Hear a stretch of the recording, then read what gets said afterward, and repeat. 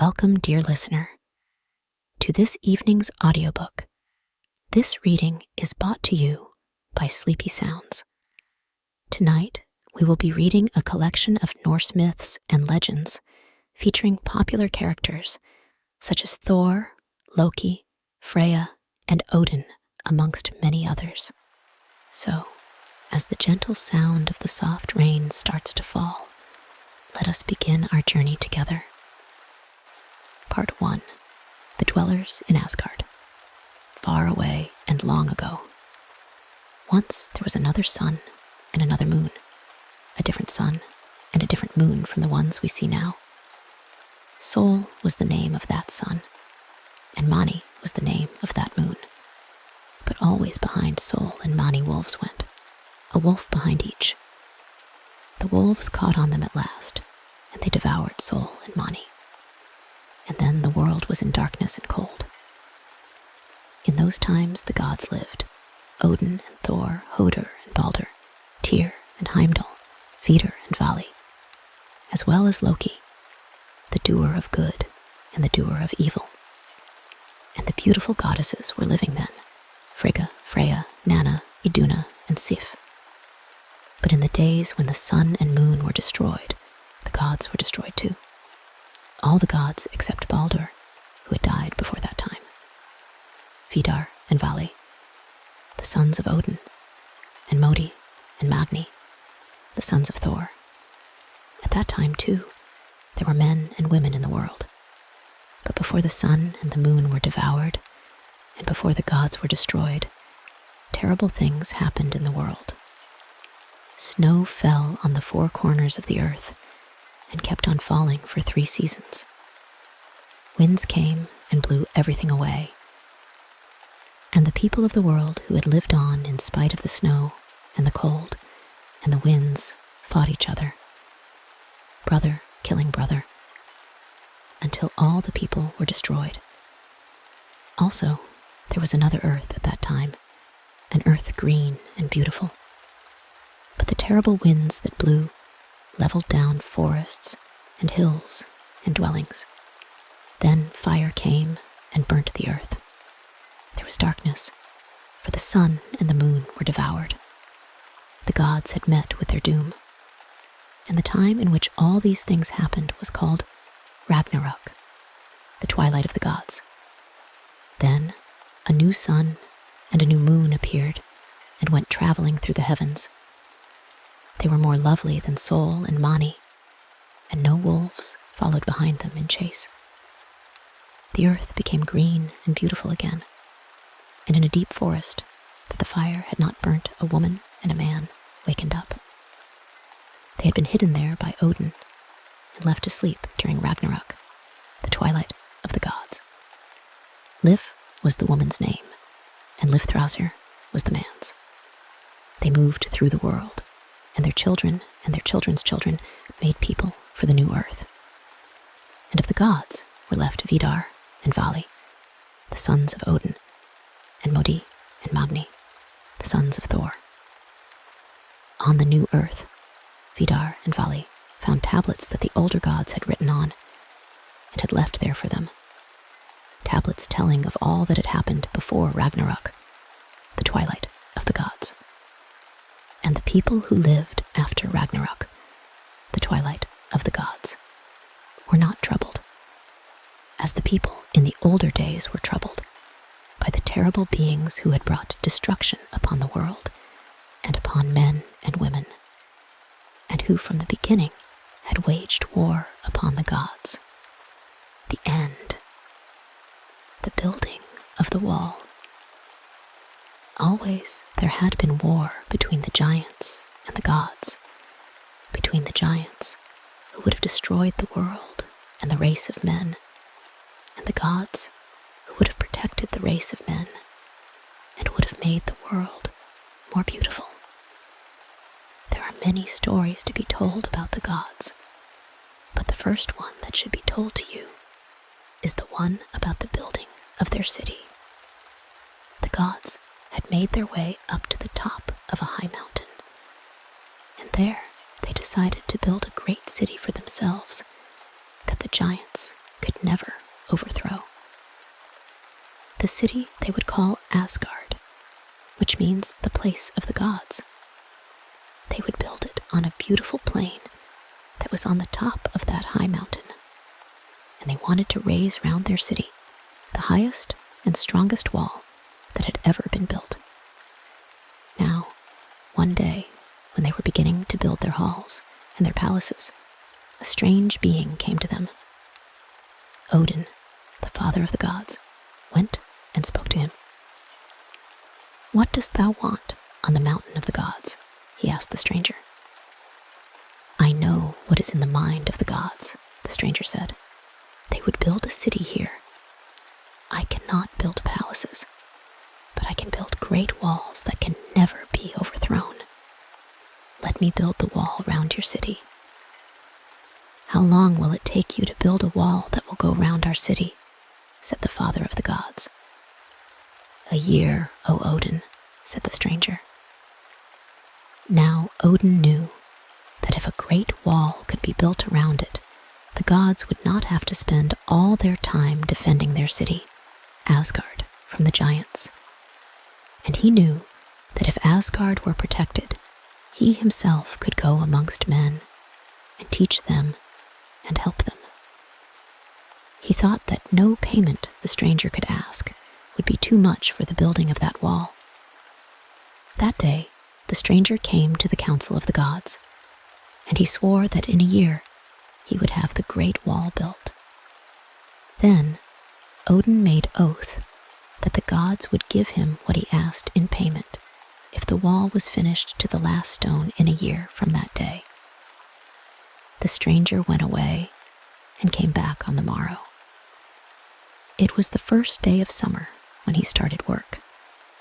He brought no one to help him except a great horse. Now the gods thought that this horse would do no more than drag blocks of stone for the building of the wall. But the horse did more than this.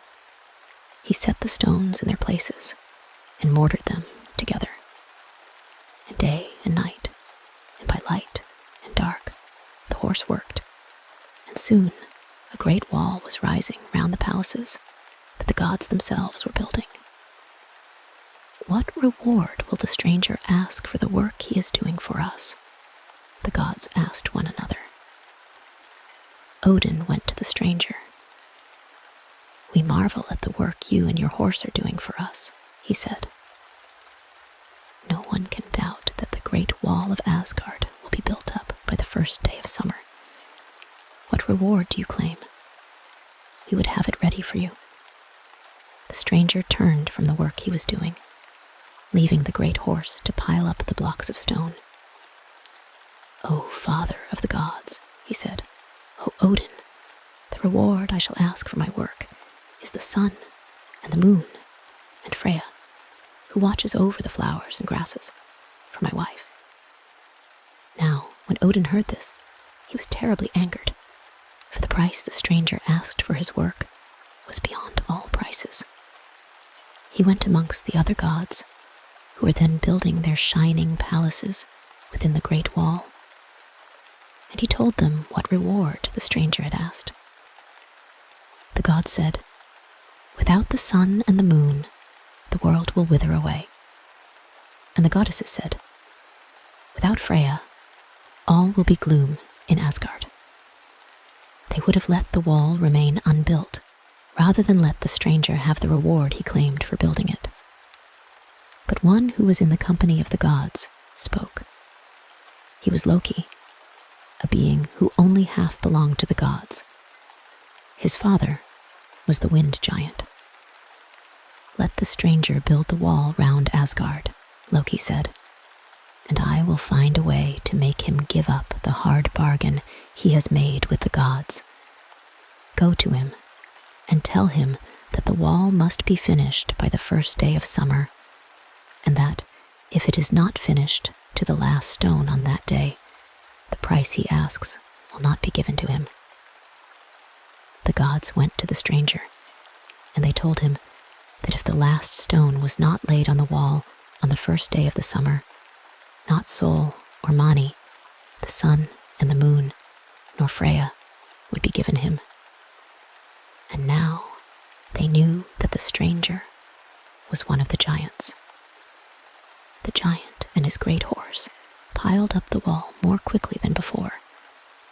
At night, while the giant slept, the horse worked on and on, hauling up stones and laying them on the wall with his great forefeet.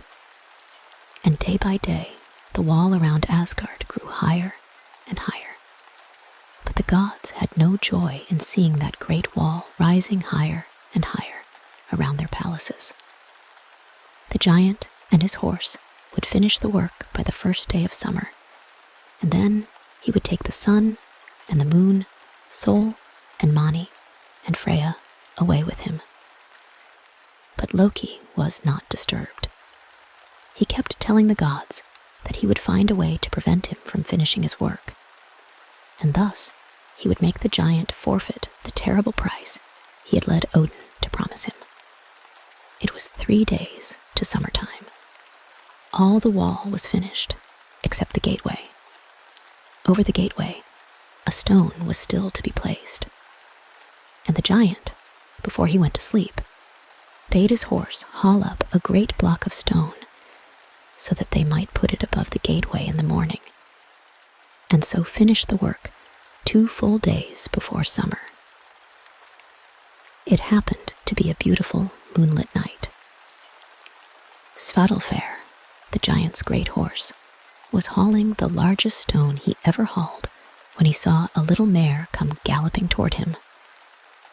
The great horse had never seen so pretty a little mare, and he looked at her with surprise.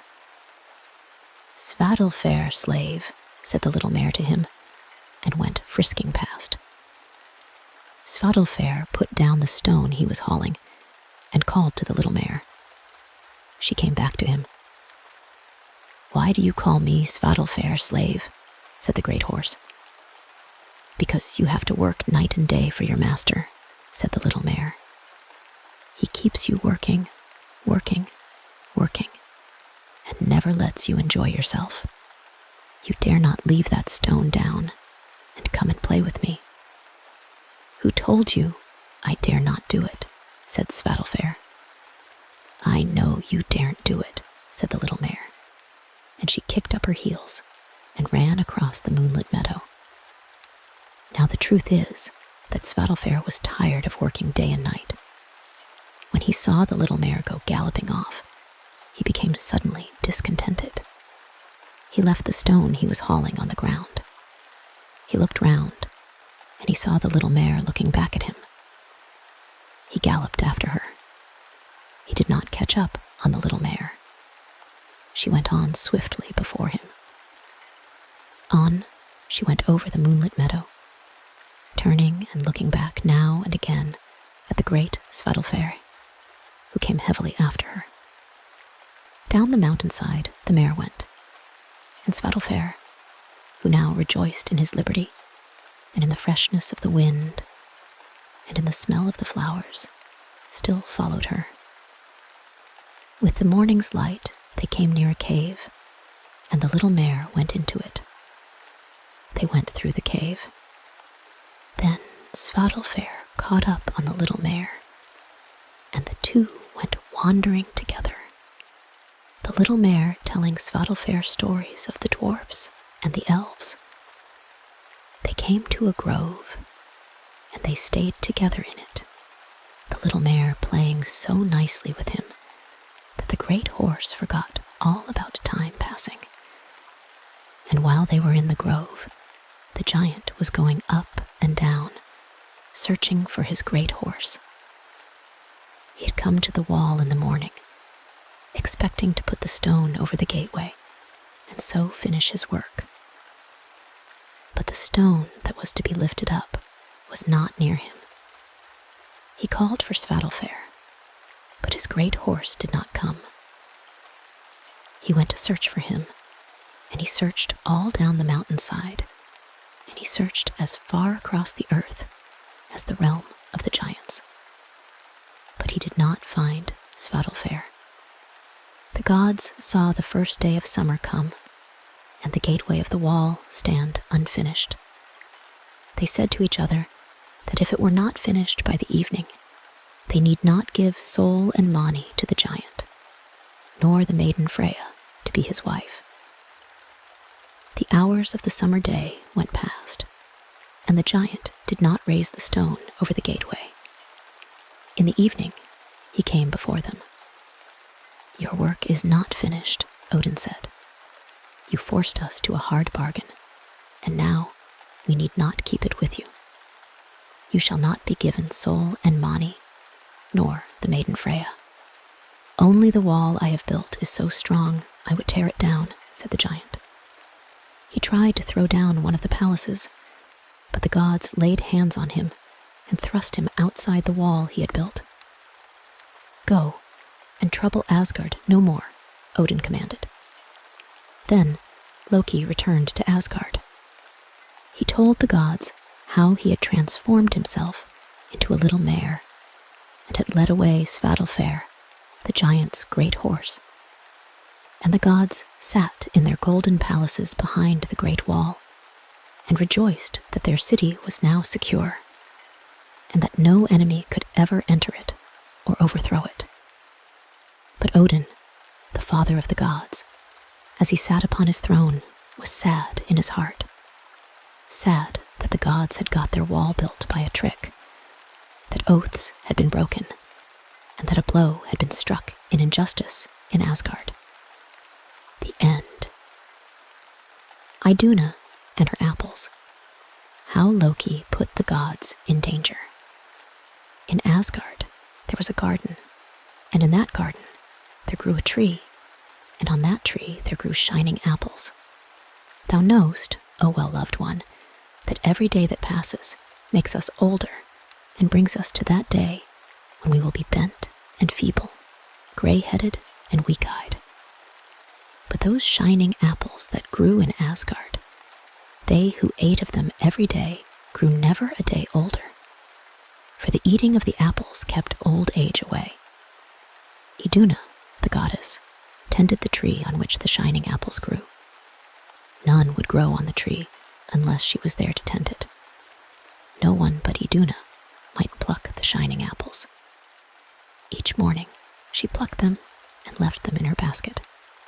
And every day the gods and goddesses came to her garden, that they might eat the shining apples, and so stay forever young. Iduna never went from her garden. All day and every day she stayed in the garden, or in her golden house beside it. And all day and every day she listened to Bragi, her husband, tell a story that never had an end. Ah, but a time came when Iduna and her apples were lost to Asgard, and the gods and goddesses felt old age approach them. How all that happened shall be told thee, O well-beloved. Odin, the father of the gods, often went into the land of men to watch over their doings. Once he took Loki with him, Loki, the doer of good and the doer of evil. For a long time they went traveling through the world of men. At last they came near Jotunheim, the realm of the giants. It was a bleak and empty region. There were no growing things there, not even trees with berries. There were no birds. There were no animals. As Odin, the father of the gods, and Loki, the doer of good and the doer of evil, went through this region, hunger came upon them. But in all the land around, they saw nothing that they could eat. Loki, running here and running there, came at last upon a herd of wild cattle.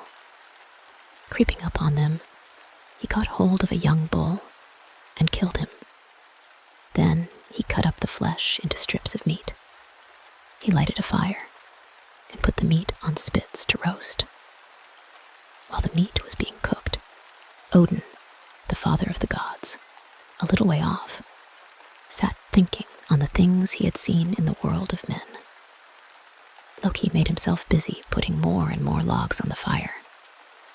At last, he called to Odin, and the father of the gods came and sat down near the fire to eat the meal.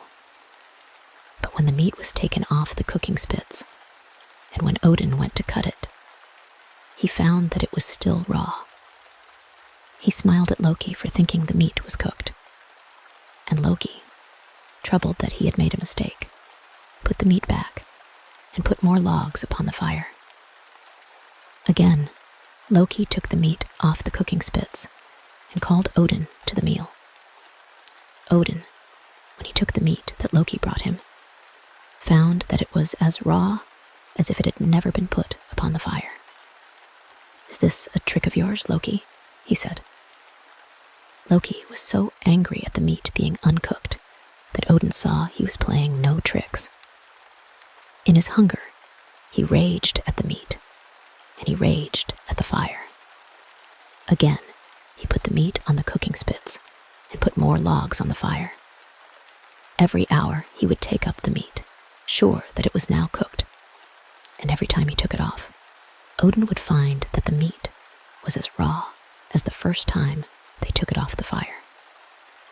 Now, Odin knew that the meat must be under some enchantment by the giants. He stood up and went on his way, hungry but strong.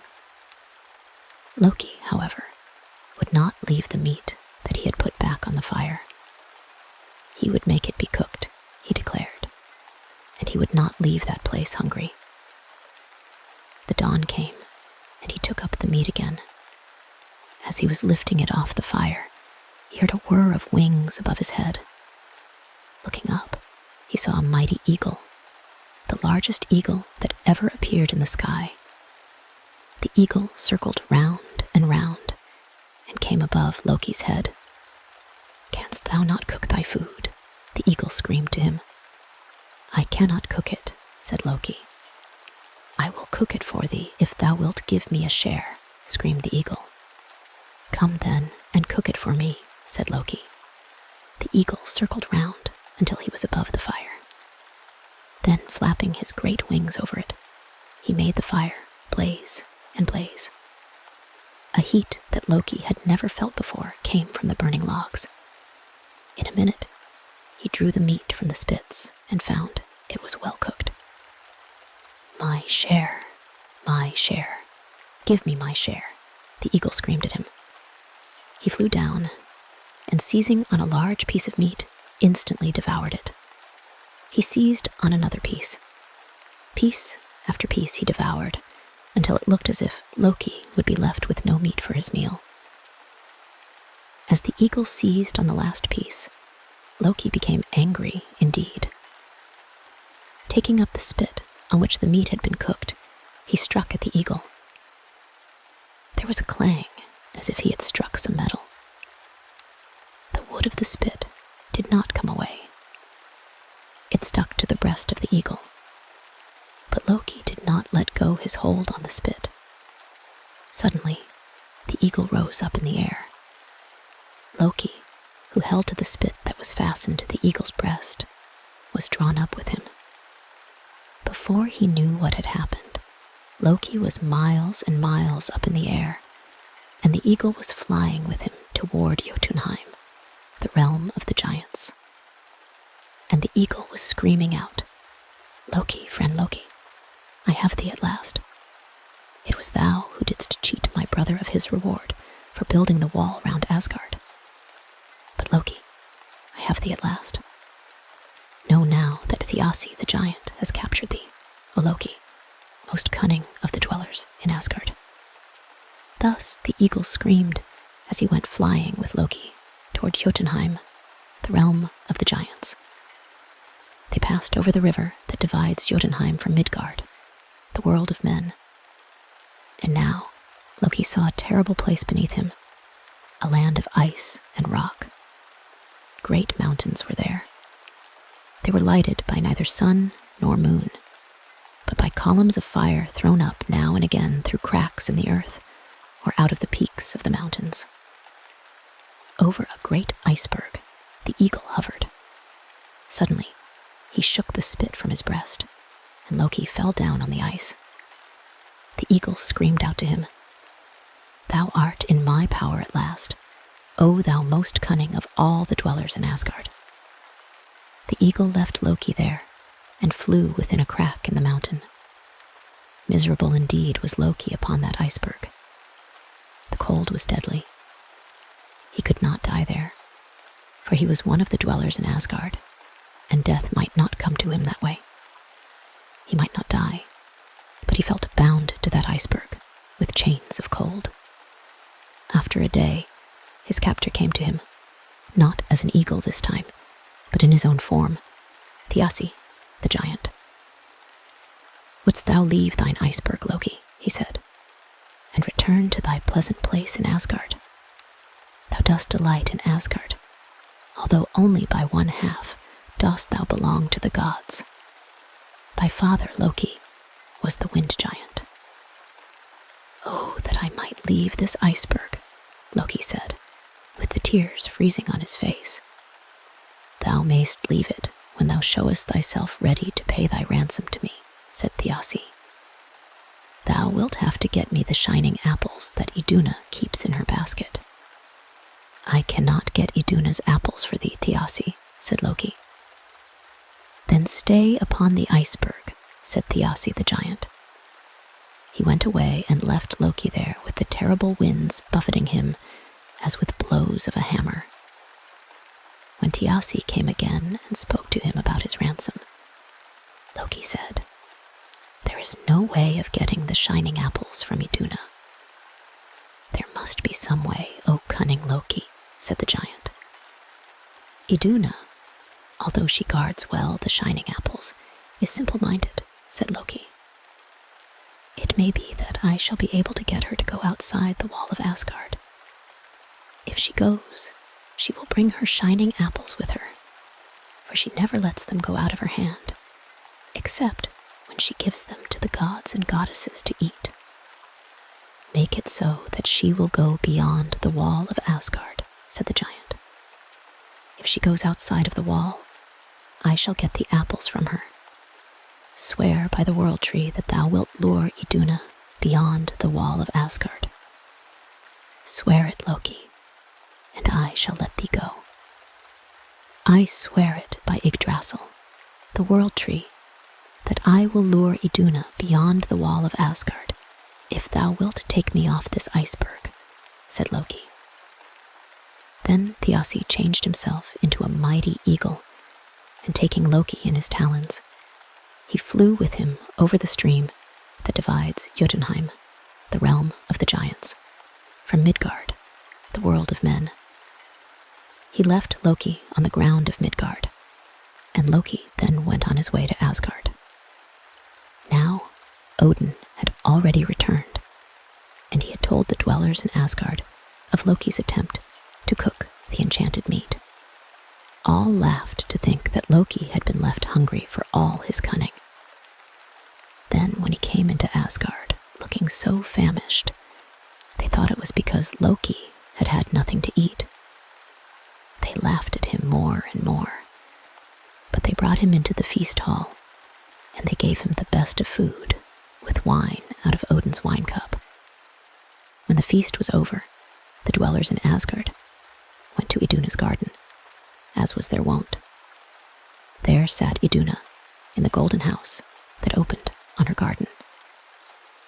Had she been in the world of men, everyone who saw her would have remembered their own innocence, seeing one who was so fair and good. She had eyes blue as the blue sky, and she smiled as if she were remembering lovely things she had seen or heard. The basket of shining apples was beside her. To each god and goddess, Iduna gave a shining apple. Each one ate the apple given, rejoicing to think that they would never become a day older. Then Odin, the father of the gods, said the runes that were always said in praise of Iduna, and the dwellers in Asgard went out of Iduna's garden, each one going to his or her own shining house. All went except Loki, the doer of good and the doer of evil. Loki sat in the garden, watching fair and simple Iduna. After a while, she spoke to him and said, "Why dost thou still stay here wise Loki. To look well on thine apples, Loki said. I am wondering if the apples I saw yesterday are really as shining as the apples that are in thy basket. There are no apples in the world as shining as mine, said Iduna. The apples I saw were more shining, said Loki. Aye, and they smelled better, Iduna. Iduna was troubled at what Loki, whom she deemed so wise, told her. Her eyes filled with tears, that there might be more shining apples in the world than hers. Oh, Loki, she said, it cannot be. No apples are more shining, and none smell so sweet as the apples I pluck off the tree in my garden. Go, then, and see, said Loki. Just outside Asgard is the tree that has the apples I saw. Thou, Iduna, dost never leave thy garden, and so thou dost not know what grows in the world. Go outside of Asgard and see. I will go, Loki, said Iduna, the fair and simple. Iduna went outside the wall of Asgard. She went to the place Loki had told her that the apples grew in. But as she looked this way and that way, Iduna heard a whir of wings above her. Looking up, she saw a mighty eagle, the largest eagle that had ever appeared in the sky. She drew back toward the gate of Asgard. Then the great eagle swooped down. Iduna felt herself lifted up, and then she was being carried away from Asgard. Away, away, away over Midgard, where men lived. Away toward the rocks and snows of Jotunheim. Across the river that flows between the world of men and the realm of the giants, Iduna was born. Then the eagle flew into a cleft in a mountain, and Iduna was left in a cavernous hall, lighted up by columns of fire that burst up from the earth. The eagle loosened his grip on Iduna, and she sank down on the ground of the cavern. The wings and the feathers fell from him, and she saw her captor as a terrible giant. Oh, why have you carried me off from Asgard and brought me to this place? Iduna cried. That I might eat your shining apples, Iduna, said Thiassi the giant. That will never be, for I will not give them to you, said Iduna. Give me the apples to eat, and I shall carry you back to Asgard. No, no, that cannot be. I have been trusted with the shining apples that I might give them to the gods only. Then I shall take the apples from you, said Thiassi the giant. He took the basket out of her hands and opened it. But when he touched the apples, they shriveled under his hands. He left them in the basket, and he set the basket down. For he knew now that the apples would be no good to him unless Iduna gave them to him with her own hands. You must stay with me here until you give me the shining apples, he said to her. Then was poor Iduna frightened. She was frightened of the strange cave, and frightened of the fire that kept bursting up out of the earth. And she was frightened of the terrible giant. But above all, she was frightened to think of the evil that would fall upon the dwellers in Asgard if she were not there to give them the shining apples to eat. The giant came to her again, but still, Iduna would not give him the shining apples. And there in the cave she stayed, the giant troubling her every day. And she grew more and more fearful as she saw in her dreams the dwellers in Asgard go to her garden, go there and not being given the shining apples, feel and see a change coming over themselves and over each other. It was as Iduna saw it in her dreams. Every day the dwellers in Asgard went to her garden, Odin and Thor, Hodur and Balder, Tyr and Heimdall, Vidar and Vali, with Frigga, Freya, Nanna, and Sif. There was no one to pluck the apples of their tree, and a change began to come over the gods and goddesses. They no longer walked lightly. Their shoulders became bent. Their eyes no longer were as bright as dewdrops, and when they looked upon one another, they saw the change. Age was coming upon the dwellers in Asgard. They knew that the time would come when Frigga would be gray and old, when Sif's golden hair would fade, when Odin would no longer have his clear wisdom, and when Thor would not have strength enough to raise and fling his thunderbolts. And the dwellers in Asgard were saddened by this knowledge, and it seemed to them that all brightness had gone from their shining city. Where was Iduna, whose apples would give back youth and strength and beauty to the dwellers in Asgard? The gods had searched for her through the world of men. No trace of her did they find. But now, Odin, searching through his wisdom, saw means to get knowledge of where Iduna was hidden. He summoned his 2 ravens, Hugin and Munin, his 2 ravens that flew through the earth and through the realm of the giants, and that knew all things that were past, and all things that were to come. He summoned Hugin and Munin, and they came, and one sat on his right shoulder, and one sat on his left shoulder, and they told him deep secrets. They told him of Thiassi, and of his desire for the shining apples that the dwellers in Asgard ate, and of Loki's deception of Iduna, the fair and simple.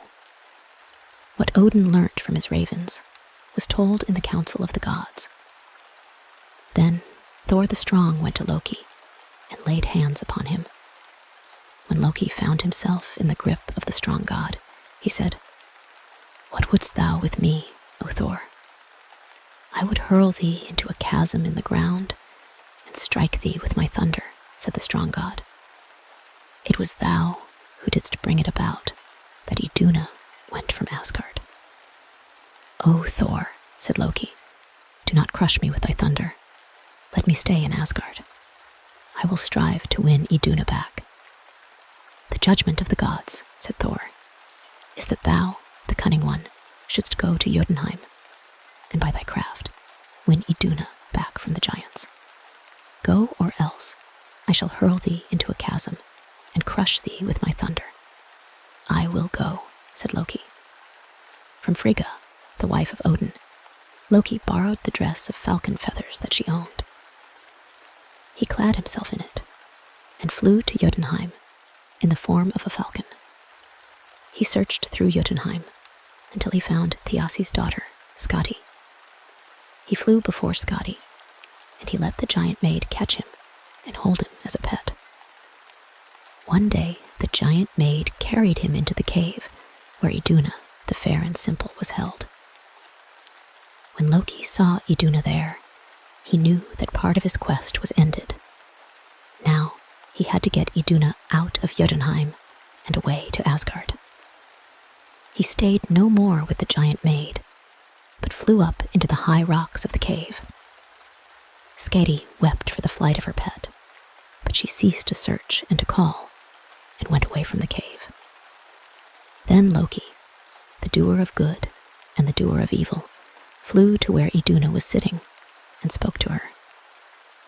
Iduna, when she knew that one of the dwellers in Asgard was near, wept with joy.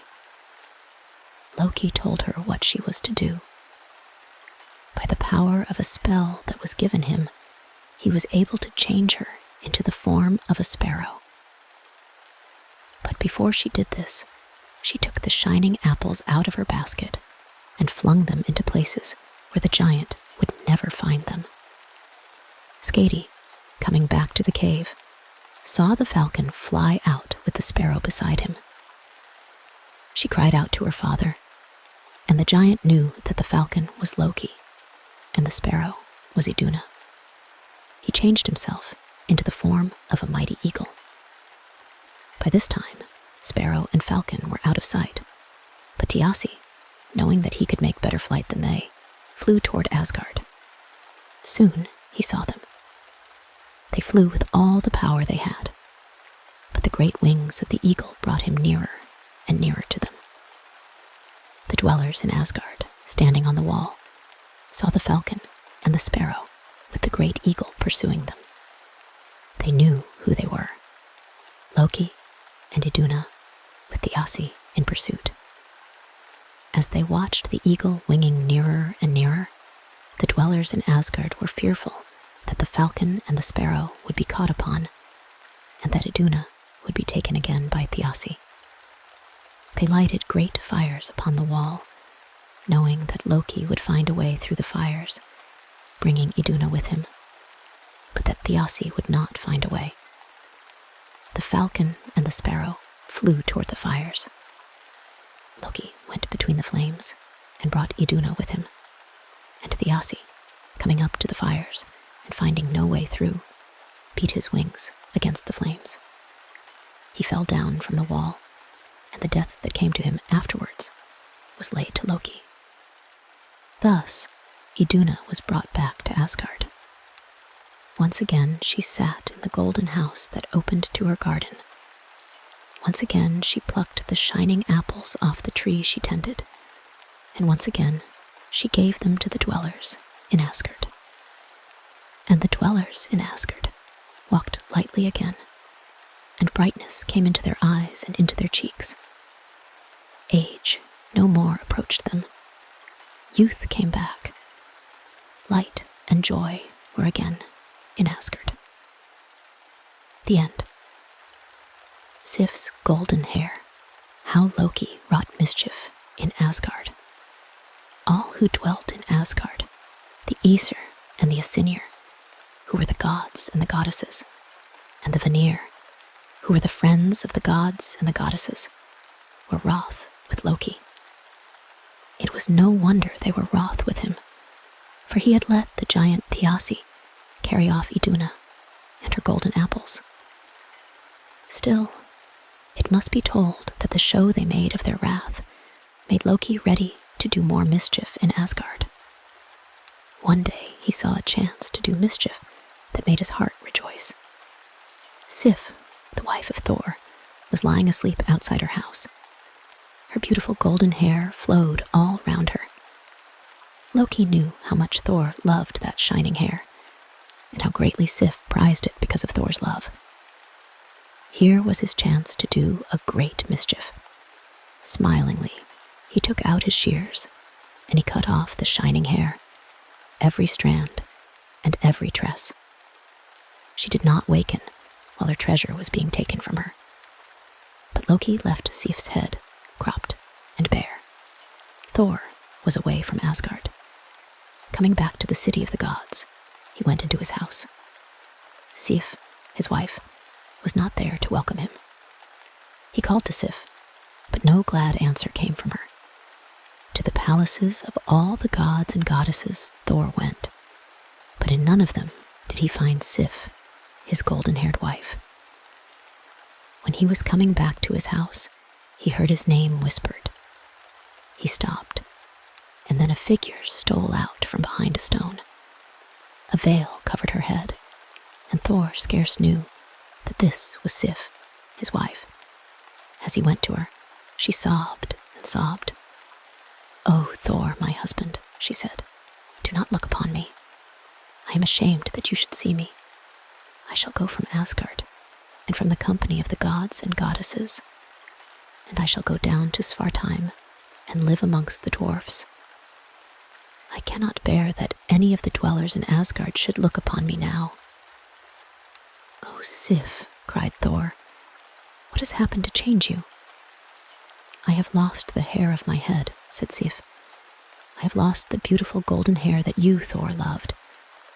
You will not love me any more, and so I must go away, down to Svartheim, and to the company of the dwarfs.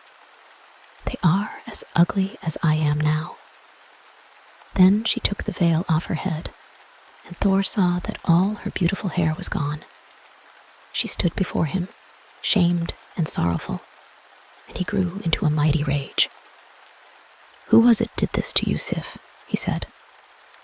"I am Thor, the strongest of all the dwellers in Asgard, and I shall see to it that all the powers the gods possess will be used to get your fairness back.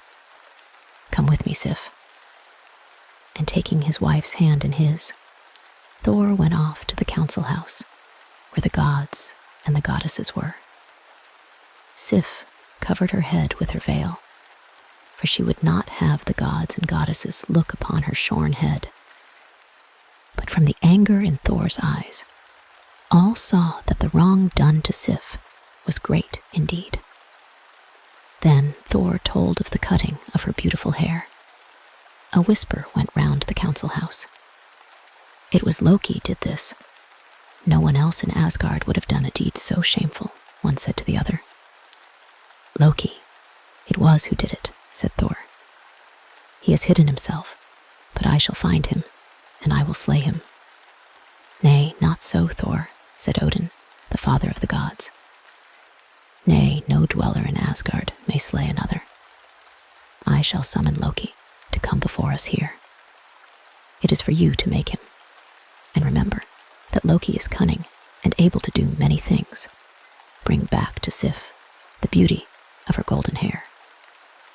Then the call of Odin, the call that all in Asgard have to hearken to, went through the city of the gods. Loki heard it, and he had to come from his hiding place and enter the house where the gods held their council. And when he looked on Thor and saw the rage that was in his eyes, and when he looked on Odin and saw the sternness in the face of the father of the gods, he knew that he would have to make amends for the shameful wrong he had done to Sif. Said Odin, there is a thing that you, Loki, have to do. Restore to Sif the beauty of her hair. Loki looked at Odin. Loki looked at Thor, and he saw that what was said would have to be done. His quick mind searched to find a way of restoring to Sif the beauty of her golden hair. I shall do as you command, Odin Allfather, he said. But before we tell you of what Loki did to restore the beauty of Sif's golden hair, we must tell you of the other beings besides the gods and the goddesses who were in the world at the time. First, there was the Vanir. When the gods who were called the Aesir came to the mountain on which they built Asgard, they found other beings there. These were not wicked and ugly like the giants. They were beautiful and friendly. The Vanir, they were named. Although they were beautiful and friendly, the Vanir had no thought of making the world more beautiful or more happy. In that way, they differed from the Aesir, who had such a thought. The Aesir made peace with them, and they lived together in friendship, and the Vanir came to do things that helped the Aesir to make the world more beautiful and more happy. Freya, whom the giant wanted to take away with the sun and the moon as a reward for the building of the wall round Asgard, was of the Vanir. The other beings of the Vanir were Frey, who was the brother of Freya, and Njord, who was their father. On the earth below, there were other beings, the dainty elves, who danced and fluttered about, attending to the trees and flowers and grasses. The Vanir were permitted to rule over the elves. Then, below the earth, in caves and hollows, there was another race, the dwarfs or gnomes, little twisted creatures, who were both wicked and ugly, but who were the best craftsmen in the world. In the days when neither the Aesir nor the Vanir were friendly to him, Loki used to go down to Svartheim, the dwarves' dwelling below the earth. And now that he was commanded to restore to Sif the beauty of her hair, Loki thought of help he might get from the dwarves. Down, down, through the winding passages in the earth he went, and he came at last to where the dwarves who were most friendly to him were working in their forges. All the dwarves were mastersmiths, and when he came upon his friends, he found them working hammer and tongs, beating metals into many shapes. He watched them for a while and took note of the things they were making. One was a spear, so well balanced and made that it would hit whatever mark it was thrown at, no matter how bad the aim the thrower had. The other was a boat that could sail on any sea, but that could be folded up so that it would go into one's pocket. The spear was called Gungnir, and the boat was called Skidbladnir. Loki made himself very agreeable to the dwarves, praising their work and promising them things that only the dwellers in Asgard could give, things that the dwarves longed to possess. He talked to them till the little ugly folk thought that they would come to own Asgard and all that was in it. At last, Loki said to them, "Have you got a bar of fine gold that you can hammer into threads? Into threads so fine that they will be like the hair of Sif, Thor's wife? Only the dwarves could make a thing so wonderful. Ah, there is the bar of gold. Hammer it into those fine threads, and the gods themselves will be jealous of your work." Flattered by Loki's speeches, the dwarves who were in the forge took up the bar of fine gold and flung it into the fire. Then, taking it out and putting it upon their anvil, they worked on the bar with their tiny hammers until they beat it into threads that were as fine as the hairs of one's head. But that was not enough. They had to be as fine as the hairs on Sif's head, and these were finer than anything else. They worked on the threads over and over again until they were as fine as the hairs on Sif's head. The threads were as bright as sunlight, and when Loki took up the mass of worked gold, it flowed from his raised hand down on the ground. It was so fine that it could be put into his palm, and it was so light that a bird might not feel its weight. Then Loki praised the dwarfs more and more, and he made more and more promises to them. He charmed them all, although they were an unfriendly and a suspicious folk. And before he left them, he asked them for the spear and the boat he had seen them make. The spear, Gungnir, and the boat, Skidbladnir. The dwarfs gave him these things, though in a while after they wondered at themselves for giving them. Back to Asgard, Loki went. He walked into the council house where the dwellers in Asgard were gathered. He met the stern look in Odin's eyes and the rageful look in Thor's eyes with smiling good humor. "Off with thy veil, O Sif," he said. And when poor Sif took off her veil, he put upon her shorn head the wonderful mass of gold he held in his palm. Over her shoulders the gold fell, fine, soft, and shining as her own hair. And the Aesir and the Asinir, the gods and the goddesses, and the Van and Vana, when they saw Sif's head covered again with the shining web, laughed and clapped their hands in gladness. And the shining web held to Sif's head, as if indeed it had roots and was growing there. The end. How Brock brought judgment on Loki. It was then that Loki, with the wish of making the Aesir and the Vanir friendly to him once more, brought out the wonderful things he had gained from the dwarfs, the spear Gungnir and the boat Skidbladnir. The Aesir and the Vanir marveled at things so wonderful. Loki gave the spear as a gift to Odin, and to Frey, who was chief of the Vanir, he gave the boat Skidbladnir. All Asgard rejoiced that things so wonderful and so helpful had been brought to them. And Loki, who had made a great show in giving these gifts, said boastingly, "None but the dwarves who work for me could make such things. There are other dwarves, but they are as unhandy as they are misshapen. The dwarves who are my servants are the only ones who can make such wonders." Now Loki, in his boastfulness, had said a foolish thing. There were other dwarfs besides those who had worked for him, and one of these was there in Asgard. All unknown to Loki, he stood in the shadow of Odin's seat, listening to what was being said.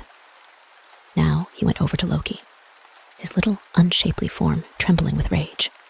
Brock, the most spiteful of all the dwarves. "Ha, Loki, you boaster," he roared. "You lie in your words. Sindri, my brother, who would scorn to serve you, is the best smith in Svartheim." The Aesir and the Vanir laughed to see Loki outfaced by Brock the dwarf in the middle of his boastfulness. As they laughed, Loki grew angry. "Be silent, dwarf," he said. "Your brother will know about smith's work when he goes to the dwarfs who are my friends, and learns something from them. He learned from the dwarfs who are your friends. My brother Sindri learned from the dwarfs who are your friends." Brock roared in a greater rage than before. "The things you have brought out of Svartheim would not be noticed by the Aesir and the Vanir if they were put beside the things that my brother Sindri can make. Sometime we will try your brother Sindri and see what he can do," said Loki. Try now, Brock shouted. "I'll wager my head against yours, Loki, that his work will make the dwellers in Asgard laugh at your boasting." "I will take your wager," said Loki, "my head against yours. And glad will I be to see that ugly head of yours off your misshapen shoulders.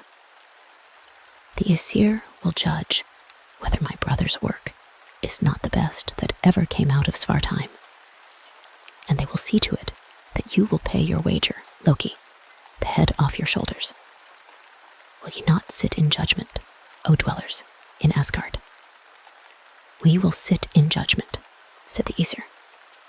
Then, still full of rage, Brock the dwarf went down to Svartheim, and to the place where his brother Sindri worked. There was Sindri in his glowing forge, working with bellows and anvil and hammers beside him, and around him, masses of metal, gold and silver, copper and iron. Brock told his tale, how he had wagered his head against Loki's, that Sindri could make things more wonderful than the spear and the boat that Loki had brought into Asgard. "You were right in what you said, my brother," said Sindri, "and you shall not lose your head to Loki. But the two of us must work at what I am going to forge. It will be your work to keep the fire so that it will neither blaze up nor die down for a single instant. If you can keep the fire, as I tell you, we will forge a wonder. Now, brother, keep your hands upon the bellows and keep the fire under your control." Then into the fire Sindri threw, not a piece of metal, but a pig's skin. Brock kept his hands on the bellows, working it so that the fire neither died down nor blazed up for a single instant. And in the glowing fire, the pigskin swelled itself into a strange shape. But Brock was not left to work the bellows in peace. Into the forge flew a gadfly. It lighted on Brock's hands and stung them. The dwarf screamed with pain, but his hands still held the bellows, working it to keep the fire steady, for he knew that the gadfly was Loki, and that Loki was striving to spoil Sindri's work. Again the gadfly stung his hands, but Brock, although his hands felt as if they were pierced with hot irons, still worked the bellows so that the fire did not blaze up or die down for a single instant. Sindri came and looked into the fire. Over the shape that was rising there, he said words of magic. The gadfly had flown away, and Sindri bade his brother cease working. He took out the thing that had been shaped in the fire, and he worked over it with his hammer. It was a wonder indeed, a boar, all golden, that could fly through the air, and that shed light from its bristles as it flew. Brock forgot the pain in his hands and screamed with joy. "This is the greatest of wonders," he said. "The dwellers in Asgard will have to give the judgment against Loki. I shall have Loki's head." But Sindri said, "The boar golden bristle may not be judged as great a wonder as the spear Gungnir or the boat Skidbladnir. We must make something more wonderful still. Work the bellows as before, brother, and do not let the fire die down or blaze up for a single instant." Then Sindri took up a piece of gold that was so bright it lightened up the dark cavern that the dwarfs worked in. He threw the piece of gold into the fire. Then he went to make ready something else and left Brock to work the bellows. The gadfly flew in again. Brock did not know it was there until it lighted on the back of his neck. It stung him till Brock felt the pain was wrenching him apart. But still, he kept his hands on the bellows, working it so that the fire neither blazed up nor died down for a single instant. When Sindri came to look into the fire, Brock was not able to speak for pain. Again, Sindri said magic words over the gold that was being smelted in the fire. He took it out of the glow and worked it over on the main anvil. Then, in a while, he showed Brock something that looked like the circle of their sun. "A splendid arm ring, my brother," he said. "An arm ring for a god's right arm. And this ring has hidden wonders. Every 9th night, 8 rings like itself will drop from this arm ring, for this is Draupnir, the ring of increase. To Odin, the father of the gods, the ring shall be given," said Brock. "And Odin will have to declare that nothing so wonderful or so profitable to the gods was ever brought into Asgard. O Loki, cunning Loki, I shall have thy head in spite of thy tricks." "Be not too hasty, brother," said Sindri. "What we have done so far is good. But better still must be the thing that will make the dwellers in Asgard give the judgment that delivers Loki's head to thee. Work as before, brother, and do not let the fire blaze up or die down for a single instant." This time, Sindri threw into the fire a bar of iron. Then he went away to fetch the hammer that would shape it. Brock worked the bellows as before, but only his hands were steady, for every other part of him was trembling with expectation of the gadfly's sting. He saw the gadfly dart into the forge. He screamed as it flew round and round him, searching out a place where it might sting him most fearfully. It lighted down on his forehead, just between his eyes. The first sting it gave took the sight from his eyes. It stung again, and Brock felt the blood flowing down.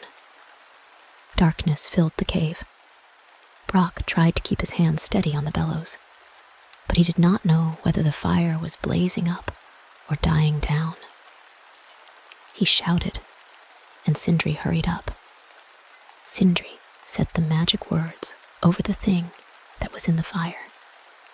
Then he drew it out. "An instant more," he said, "and the work would have been perfect. But because you let the fire die down for an instant, the work is not as good as it might have been made." He took what was shaped in the fire to the main anvil and worked over it. Then, when Brock's eyesight came back to him, he saw a great hammer, a hammer all of iron. The handle did not seem to be long enough to balance the head. This was because the fire had died down for an instant while it was being formed. "The hammer is Mjolnir," said Sindri, "and it is the greatest of the things that I am able to make. All in Asgard must rejoice to see this hammer.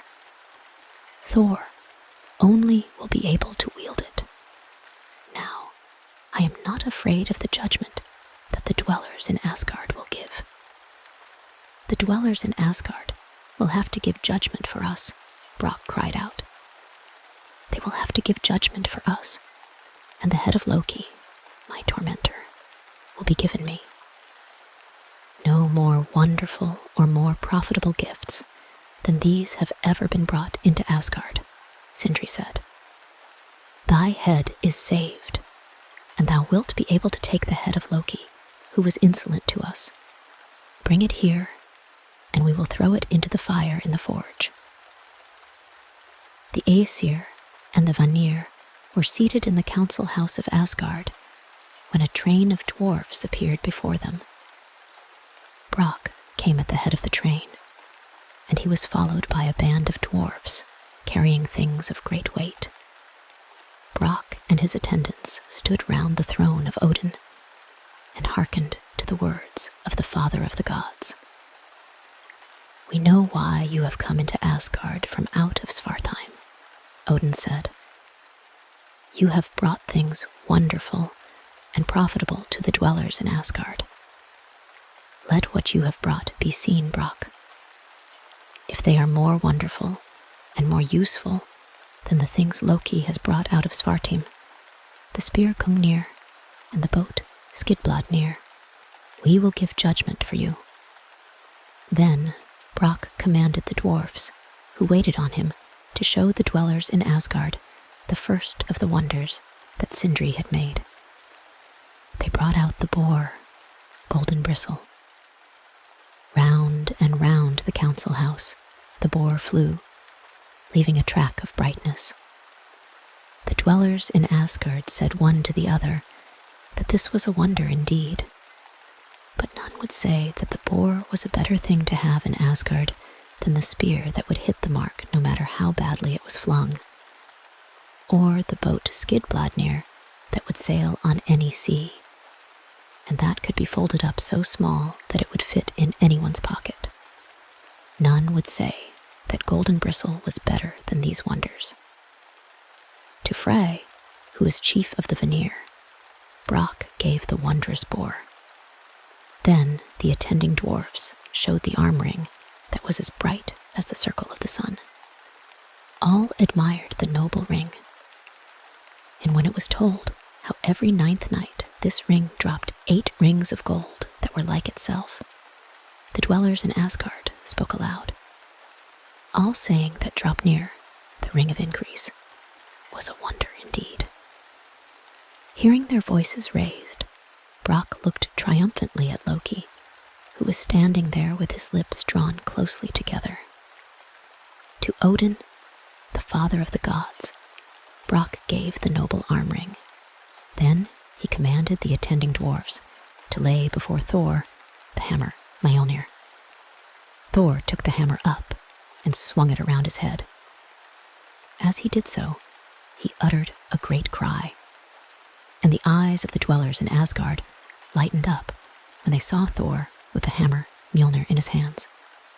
Their eyes lightened up, and from their lips came the cry, "This is a wonder indeed.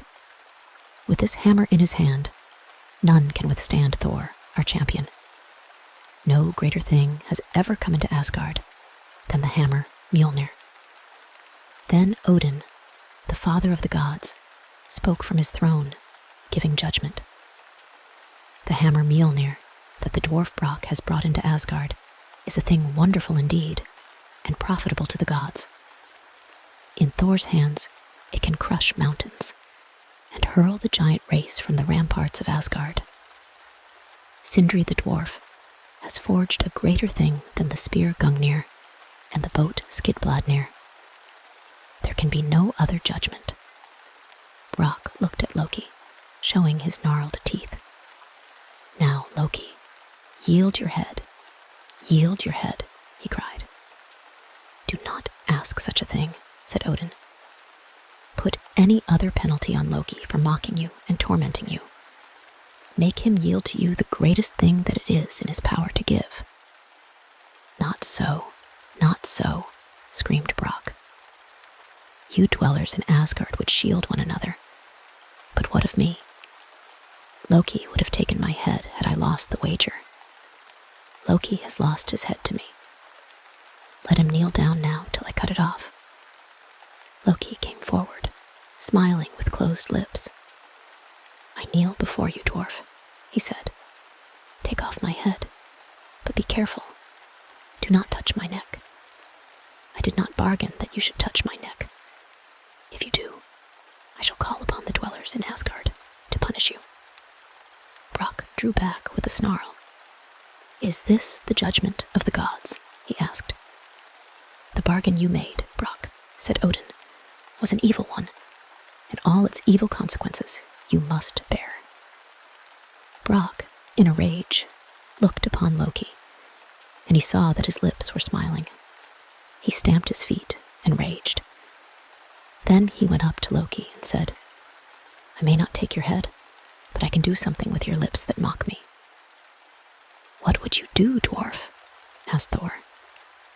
"Sew Loki's lips together," said Brock, "so that he can do no more mischief with his talk. You dwellers in Asgard cannot forbid me to do this. Down, Loki, on your knees before me." Loki looked round on the dwellers in Asgard, and he saw that their judgment was that he must kneel before the dwarf. He knelt down with a frown upon his brow. "Draw your lips together, Loki," said Brock. Loki drew his lips together while his eyes flashed fire. With an awl that he took from his belt, Brock pierced Loki's lips. He took out a thong and tightened them together. Then, in triumph, the dwarf looked on Loki. "Oh, Loki," he said, "you boasted that the dwarfs who worked for you were better craftsmen than Sindri, my brother. Your words have been shown to be lies, and now you cannot boast for a while."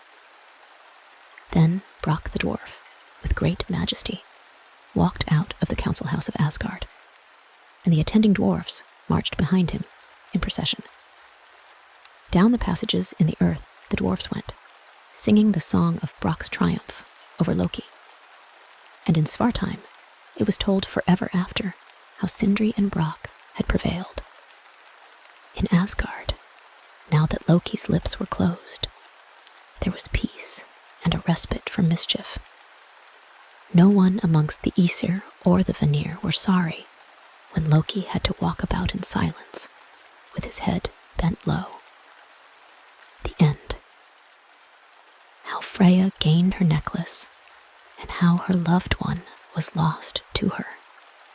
Yes, Loki went through Asgard silent and with head bent, and the dwellers in Asgard said one unto the other, "This will teach Loki to work no more mischief." They did not know that what Loki had done had sown the seeds of mischief, and that these seeds were to sprout up and bring sorrow to the beautiful Vana Freya, to Freya, whom the giant wanted to carry off with the sun and the moon as payment for his building the wall around Asgard. Freya had looked upon the wonders that Loki had brought into Asgard, the golden threads that were Sif's hair, and Frey's boar that shed light from its bristles as it flew. The gleam of these golden things dazzled her, and made her dream in the daytime and the nighttime of the wonders that she herself might possess. And often she thought, what wonderful things the three giant women would give me if I could bring myself to go to them on their mountaintop. Long ere this, when the wall around their city was not yet built, and when the gods had set up only the court with their 12 seats, and the hall that was for Odin, and the hall that was for the goddesses, there had come into Asgard 3 giant women. They came after the gods had set up a forge and had begun to work metal for their buildings. The metal they worked was pure gold. With gold, they built Gladsheim, the hall of Odin, and with gold, they made all their dishes and household ware. Then was the age of gold, and the gods did not grudge gold to anyone. Happy were the gods then, and no shadow nor foreboding lay on Asgard. But after the 3 giant women came, the gods began to value gold and to hoard it. They played with it no more, and the happy innocence of their first days departed from them. At last, the three were banished from Asgard. The gods turned their thoughts from the hoarding of gold, and they built up their city, and they made themselves strong. And now, Freya, the lovely Vanir bride, thought upon the giant women and on the wonderful things of gold they had flashed through their hands. But not to Odur, her husband, did she speak her thoughts. For Odur, more than any of the other dwellers in Asgard, was wont to think on the days of happy innocence, before gold came to be hoarded and valued. Odur would not have Freya go near the mountain top, where the three had their high seat. But Freya did not cease to think upon them, and upon the things of gold they had. Why should Odur know I went to them, she said to herself. No one will tell him. And what difference will it make if I go to them and gain some lovely thing for myself? I shall not love Odur the less, because I go my own way for once. Then one day she left their palace, leaving Odur, her husband, playing with their little child, Hnossa. She left the palace and went down to the earth. There she stayed for a while, tending the flowers that were her charge. After a while, she asked the elves to tell her where the mountain was on which the three giant women stayed. The elves were frightened and would not tell her, although she was queen over them. She left them and stole down into the caves of the dwarfs. It was they who showed her the way to the seat of the giant women. But before they showed her the way, they made her feel shame and misery. We will show you the way if you stay with us here, said one of the dwarfs. For how long would you have me stay? Said Freya. Until the cocks in Svartheim crow, said the dwarfs, closing round her. We want to know what the company of one of the Vanir is like. I will stay, Freya said. Then one of the dwarfs reached up and put his arms round her neck and kissed her with his ugly mouth. Freya tried to break away from them, but the dwarfs held her. You cannot go away from us now until the cocks of Svartheim crow, they said. Then one and then another of the dwarfs pressed up to her and kissed her. They made her sit down beside them on the heaps of skins they had. When she wept, they screamed at her and beat her. One, when she would not kiss him on the mouth, bit her hands. So Freya stayed with the dwarves until the cocks of Svartheim crew. They showed her the mountain on the top of which the three banished from Asgard had their abode. The giant women sat overlooking the world of men.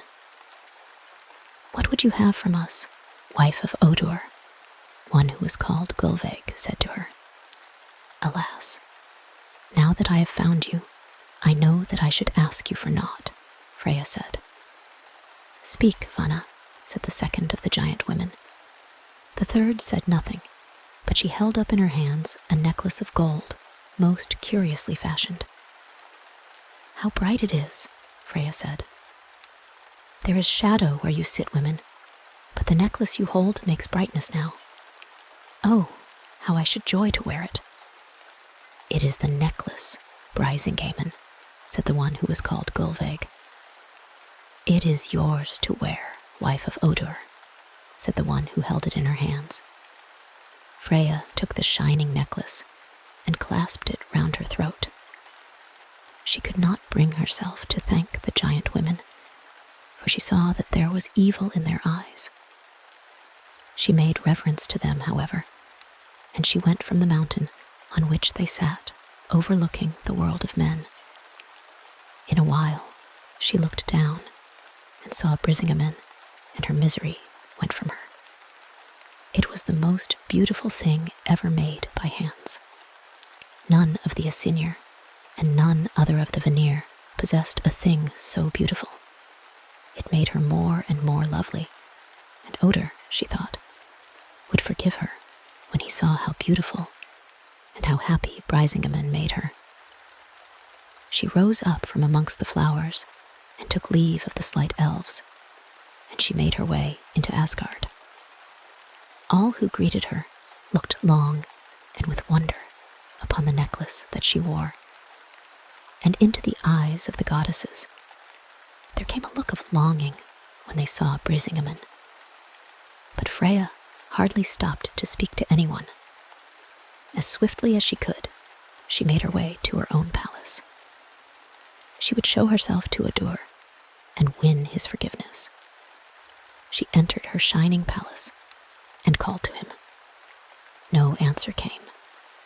Her child, the little Hnossa, was on the floor playing. Her mother took her in her arms, but the child, when she looked on Brisingamen, turned away crying. Freya left Hnossa down and searched again for Odin. He was not in any part of their palace. She went into the houses of all who dwelt in Asgard, asking for tidings of him. None knew where he had gone to. At last, Freya went back to their palace and waited for Odin to return. But Odin did not come. One came to her. It was a goddess, Odin's wife, the queenly Frigga. "You are waiting for Odin, your husband," Frigga said.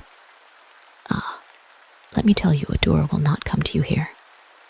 He went when for the sake of a shining thing you did what would make him unhappy. Odin has gone from Asgard, and no one knows where to search for him. I will seek him outside of Asgard," Freya said. She wept no more, but she took the little child Hnossa and put her in Frigga's arms. Then she mounted her car that was drawn by 2 cats and journeyed down from Asgard to Midgard, the earth, to search for Odin, her husband. Year in and year out, and over all the earth, Freya went searching and calling for the lost Odin. She went as far as the bounds of the earth, where she could look over to Jotunheim, where dwelt the giant who would have carried her off with the sun and the moon as payment for the building of the wall around Asgard. But in no place, from the end of the rainbow Bifrost that stretched from Asgard to the earth, to the boundary of Jotunheim, did she find a trace of her husband Odin. At last, she turned her car toward Bifrost, the rainbow bridge that stretched from Midgard, the earth, to Asgard, the dwelling of the gods. Heimdall, the watcher for the gods, guarded the rainbow bridge. To him, Freya went with a half-hope fluttering in her heart. "Oh, Heimdall," she said. "Oh, Heimdall, watcher for the gods, speak and tell me if you know where Odin is." "Odin is in every place where the searcher has not come. Odin is in every place that the searcher has left. Those who seek him will never find Odin," said Heimdall, the watcher for the gods. Then Freya stood on Bifrost and wept. Frigga, the queenly goddess, heard the sound of her weeping and came out of Asgard to comfort her. "Ah, what comfort can you give me, Frigga?" asked Freya. "What comfort can you give me when Odin will never be found by one who searches for him? Behold how your daughter, the child Hnossa, has grown," said Frigga. Freya looked up and saw a beautiful maiden standing on Bifrost, the rainbow bridge. She was young, more youthful than any of the Vanir or the Aesir, and her face and her form were so lovely that all hearts became melted when they looked upon her.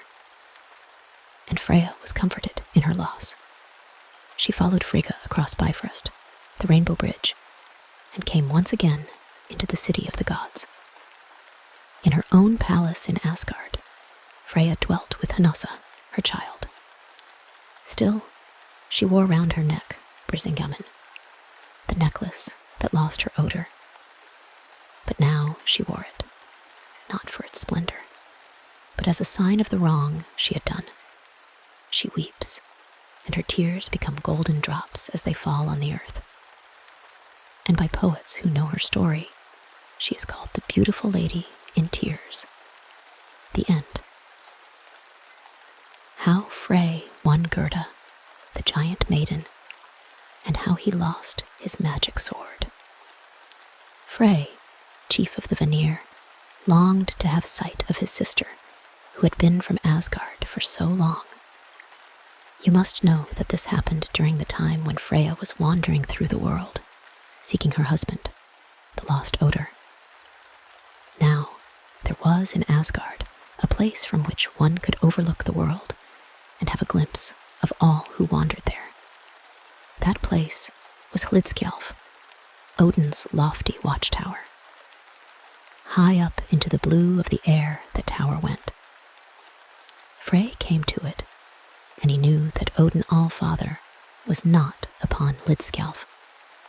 Only the two wolves, Geri and Freki, that crouched beside Odin's seat at the banquet, were there, and they stood in the way of Frey's entrance to the tower. But Frey spoke to Geri and Freki in the language of the gods, and Odin's wolves had to let him pass. But as he went up the steps within the tower, Frey, chief of the Vanir, knew that he was doing a fateful thing. For none of the high gods, not even Thor, the defender of Asgard, nor Balder, the best beloved of the gods, had ever climbed to the top of that tower and seated themselves upon the All-Father's seat. But if I could see my sister, once I should be contented, said Frey to himself, and no harm can come to me if I look out on the world. He came to the top of Hlidskjalf. He seated himself on Odin's lofty seat. He looked out on the world. He saw Midgard, the world of men, with its houses and towns, its farms and people. Beyond Midgard, he saw Jotunheim, the realm of the giants, terrible with its dark mountains and its masses of snow and ice. He saw Freya as she went upon her wanderings, and he marked that her face was turned toward Asgard, and that her steps were leading toward the city of the gods. I have contented myself by looking from Hlidskjalf, said Frey to himself, and no harm has come to me. But even as he spoke, his gaze was drawn to a dwelling that stood in the middle of the ice and snow of Jotunheim. Long he gazed upon that dwelling without knowing why he looked that way. Then the door of the house was opened, and a giant maiden stood within the doorway. Frey gazed and gazed on her. So great was the beauty of her face that it was like starlight in that dark land. She looked from the doorway of the house, and then turned and went within, shutting the door. Frey sat on Odin's high seat for long. Then he went down the steps of the tower and passed by the two wolves, Geri and Freki, that looked threateningly upon him. He went through Asgard, but he found no one to please him in the city of the gods. That night, sleep did not come to him, for his thoughts were fixed upon the loveliness of the giant maid he had looked upon. And when morning came, he was filled with loneliness because he thought himself so far from her. He went to Hlidskjalf again, thinking to climb the tower and have sight of her once more. But now the two wolves, Geri and Freki, bared their teeth at him and would not let him pass, although he spoke to them again in the language of the gods. He went and spoke to wise Njord, his father. "She whom you have seen, my son," said Njord, "is Gerda, the daughter of the giant Geimer. You must give over thinking of her. Your love for her would be an ill thing for you." "Why should it be an ill thing for me?" Frey asked. "Because you would have to give that which you prize most for the sake of coming to her." "That which I prize most," said Frey, "is my magic sword." "You will have to give your magic sword," said his father, the wise Njord. "I will give it," said Frey, loosening his magic sword from his belt. "Bethink thee, my son," said Njord. "If thou givest thy sword, what weapon wilt thou have on the day of Ragnarok, when the giants will make war upon the gods?" Frey did not speak, but he thought the day of Ragnarok was far off. "I cannot live without Gerda," he said, as he turned away. There was one in Asgard who was called Skirnir. He was a venturesome being who never cared what he said or did. To no one else but Skirnir could Frey bring himself to tell of the trouble that had fallen on him. The trouble that was the punishment for his placing himself on the seat of the Allfather. Skirnir laughed when he heard Frey's tale. "Thou, a Van, in love with a maid of Jotunheim. This is fun indeed. Will you make a marriage of it?" "Would that I might even speak to her, or send a message of love to her," said Frey. "But I may not leave my watch over the elves." "And if I should take a message to Gerda," said Skirnir the venturesome, "what would my reward be?" "My boat, Skidbladnir, or my boar, Golden Bristle," said Frey. "No, no," said Skirnir. "I want something to go by my side. I want something to use in my hand. Give me the magic sword you own." Frey thought upon what his father said, that he would be left weaponless on the day of Ragnarok, when the giants would make war upon the gods, and when Asgard would be endangered. He thought upon this and drew back from Skirnir, and for a while he remained in thought. And all the time, thick-set Skirnir was laughing at him out of his wide mouth and his blue eyes. Then Frey said to himself, "The day of Ragnarok is far off, and I cannot live without Gerda." He drew the magic sword from his belt, and he placed it in Skirnir's hand. "I give you my sword, Skirnir," he said. "Take my message to Gerda, Gymer's daughter. Show her this gold and these precious jewels, and say I love her, and that I claim her love." "I shall bring the maid to you," said Skirnir the venturesome. "But how wilt thou get to Jotunheim?" said Frey, suddenly remembering how dark the giant's land was, and how terrible were the approaches to it. "Oh, with a good horse and a good sword, one can get anywhere," said Skirnir. "My horse is a mighty horse, and you have given me your sword of magic. Tomorrow I shall make the journey."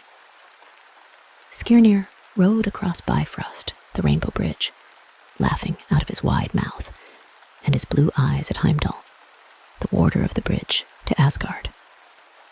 His mighty horse trod the earth of Midgard, and swam the river that divides Midgard, the world of men, from Jotunheim, the realm of the giants. He rode on heedlessly and recklessly, as he did all things. Then out of the iron forests came the monstrous wolves of Jotunheim, to tear and devour him and his mighty horse. It was well for Skirnir that he had in his belt Frey's magic sword. Its edge slew, and its gleam frighted the monstrous beasts. On and on Skirnir rode on his mighty horse. Then he came to a wall of fire. No other horse but his mighty horse could go through it. Skirnir rode through the fire and came to the dale in which was Gymer's dwelling. And now he was before the house that Frey had seen Gerda enter on the day when he had climbed Hlidskjalf, Odin's watchtower. The mighty hounds that guarded Gymer's dwelling came and bayed around him, but the gleam of the magic sword kept them away. Skirnir backed his horse to the door and made his horse's hooves strike against it. Gymer was in the feast hall, drinking with his giant friends, and he did not hear the baying of the hounds, nor the clatter that Skirnir made before the door. But Gerda sat spinning with her maidens in the hall. "Who comes to Gymer's door?" she said. A warrior upon a mighty horse, said one of the maidens.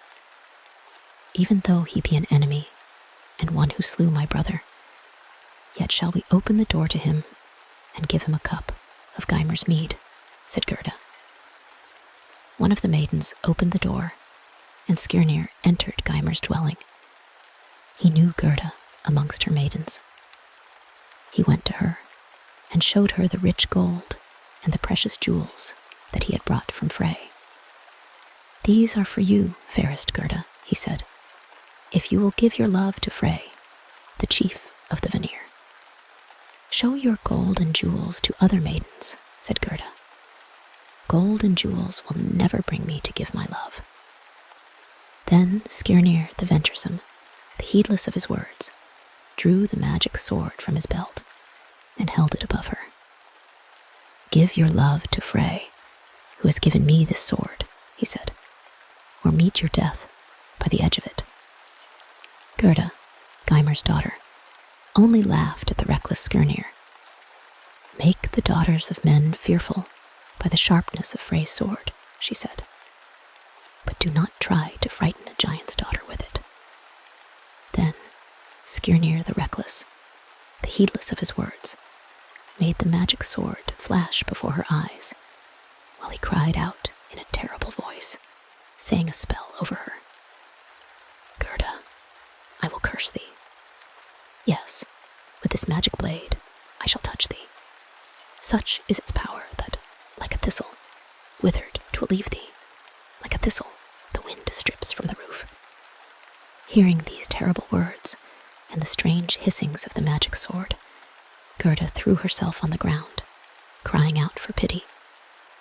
But Skirnir stood above her, and the magic sword flashed and hissed over her.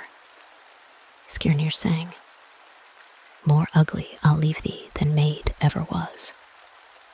Thou wilt be mocked at by men and by giants. A dwarf only will wed thee. Now on this instant with this blade I shall touch thee and leave thee bespelled. She lifted herself on her knees and cried out to Skirnir to spare her from the spell of the magic sword. Only if thou wilt give thy love to Frey, said Skirnir. I will give my love to him, said Gerda. Now put up thy magic sword and drink a cup of mead and depart from Gymer's dwelling.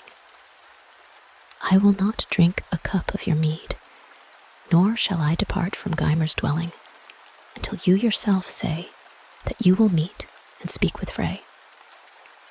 I will meet and speak with him, said Gerda. When will you meet and speak with him? Asked Skirnir. In the wood of Bari 9 nights from this. Let him come and meet me there. Then Skirnir put up his magic sword and drank the cup of mead that Gerda gave him. He rode from Gymer's house, laughing aloud at having won Gerda for Frey, and so making the magic sword his own forever. Skirnir the venturesome, the heedless of his words, riding across Bifrost on his mighty horse, found Frey standing waiting for him beside Heimdall, the warder of the bridge to Asgard. What news dost thou bring me? Cried Frey. Speak, Skirnir, before thou dost dismount from thine horse. In 9 nights from this, thou mayest meet Gerda in Bari wood, said Skirnir. He looked at him, laughing out of his wide mouth and his blue eyes. But Frey turned away, saying to himself, Long is one day, long, long too. Can I live through 9 long days? Long indeed were these days for Frey. But the 9th day came, and in the evening Frey went to Bari wood. And there he met Gerda, the giant maid. She was as fair as when he had seen her before the door of Gymer's house. And when she saw Frey, so tall and noble-looking, the giant's daughter was glad that Skirnir the venturesome had made her promise to come to Bari wood. They gave each other rings of gold. It was settled that the giant maid should come as a bride to Asgard. Gerda came, but another giant maid came also. This is how that came to be. all the dwellers in Asgard were standing before the great gate, waiting to welcome the bride of Frey. There appeared a giant maid who was not Gerda. All in armor was she. "I am Skadi," she said, "the daughter of Thiassi. My father met his death at the hands of the dwellers in Asgard.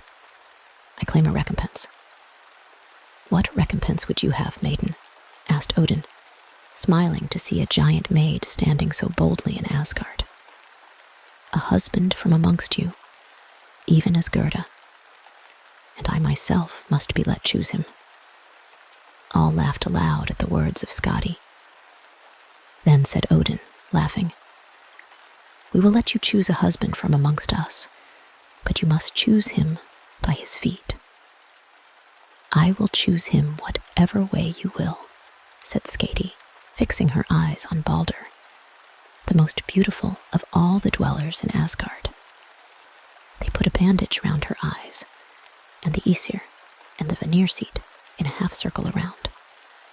As she went by, she stooped over each and laid hands upon their feet. At last, she came to one whose feet were so finely formed that she felt sure it was Baldur. She stood up and said, "This is the one that Skadi chooses for her husband." Then the Aesir and the Vanir laughed more and more. They took the bandage off her eyes, and she saw not Baldur the beautiful, but Njord, the father of Frey. But as Skadi looked more and more on Njord, she became more and more contented with her choice, for Njord was strong, and he was noble-looking. These two, Njord and Skadi, went first to live in Njord's palace by the sea. But the coming of the sea mew would waken Skadi too early in the morning, and she drew her husband to the mountaintop, where she was more at home. He would not live long away from the sound of the sea. Back and forward, between the mountain and the sea, Skadi and Njord went. But Gerda stayed in Asgard with Frey, her husband, and the Aesir and the Vanir came to love greatly Gerda, the giant maid. The end. Heimdall and little Hnossa. How all things came to be. Hnossa, the child of Freya and the lost Odur, was the youngest of all the dwellers in Asgard.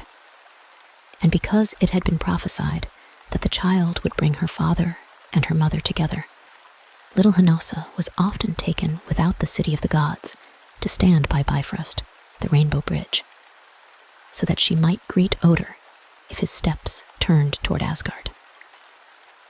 In all the palaces of the city of the gods, little Hnossa was made welcome. In Fensalir, the halls of mists, where Frigga, the wife of Odin Allfather, sat spinning with golden threads. In Breidablik, where Baldur, the well-beloved, lived with his fair wife, the young Nanna.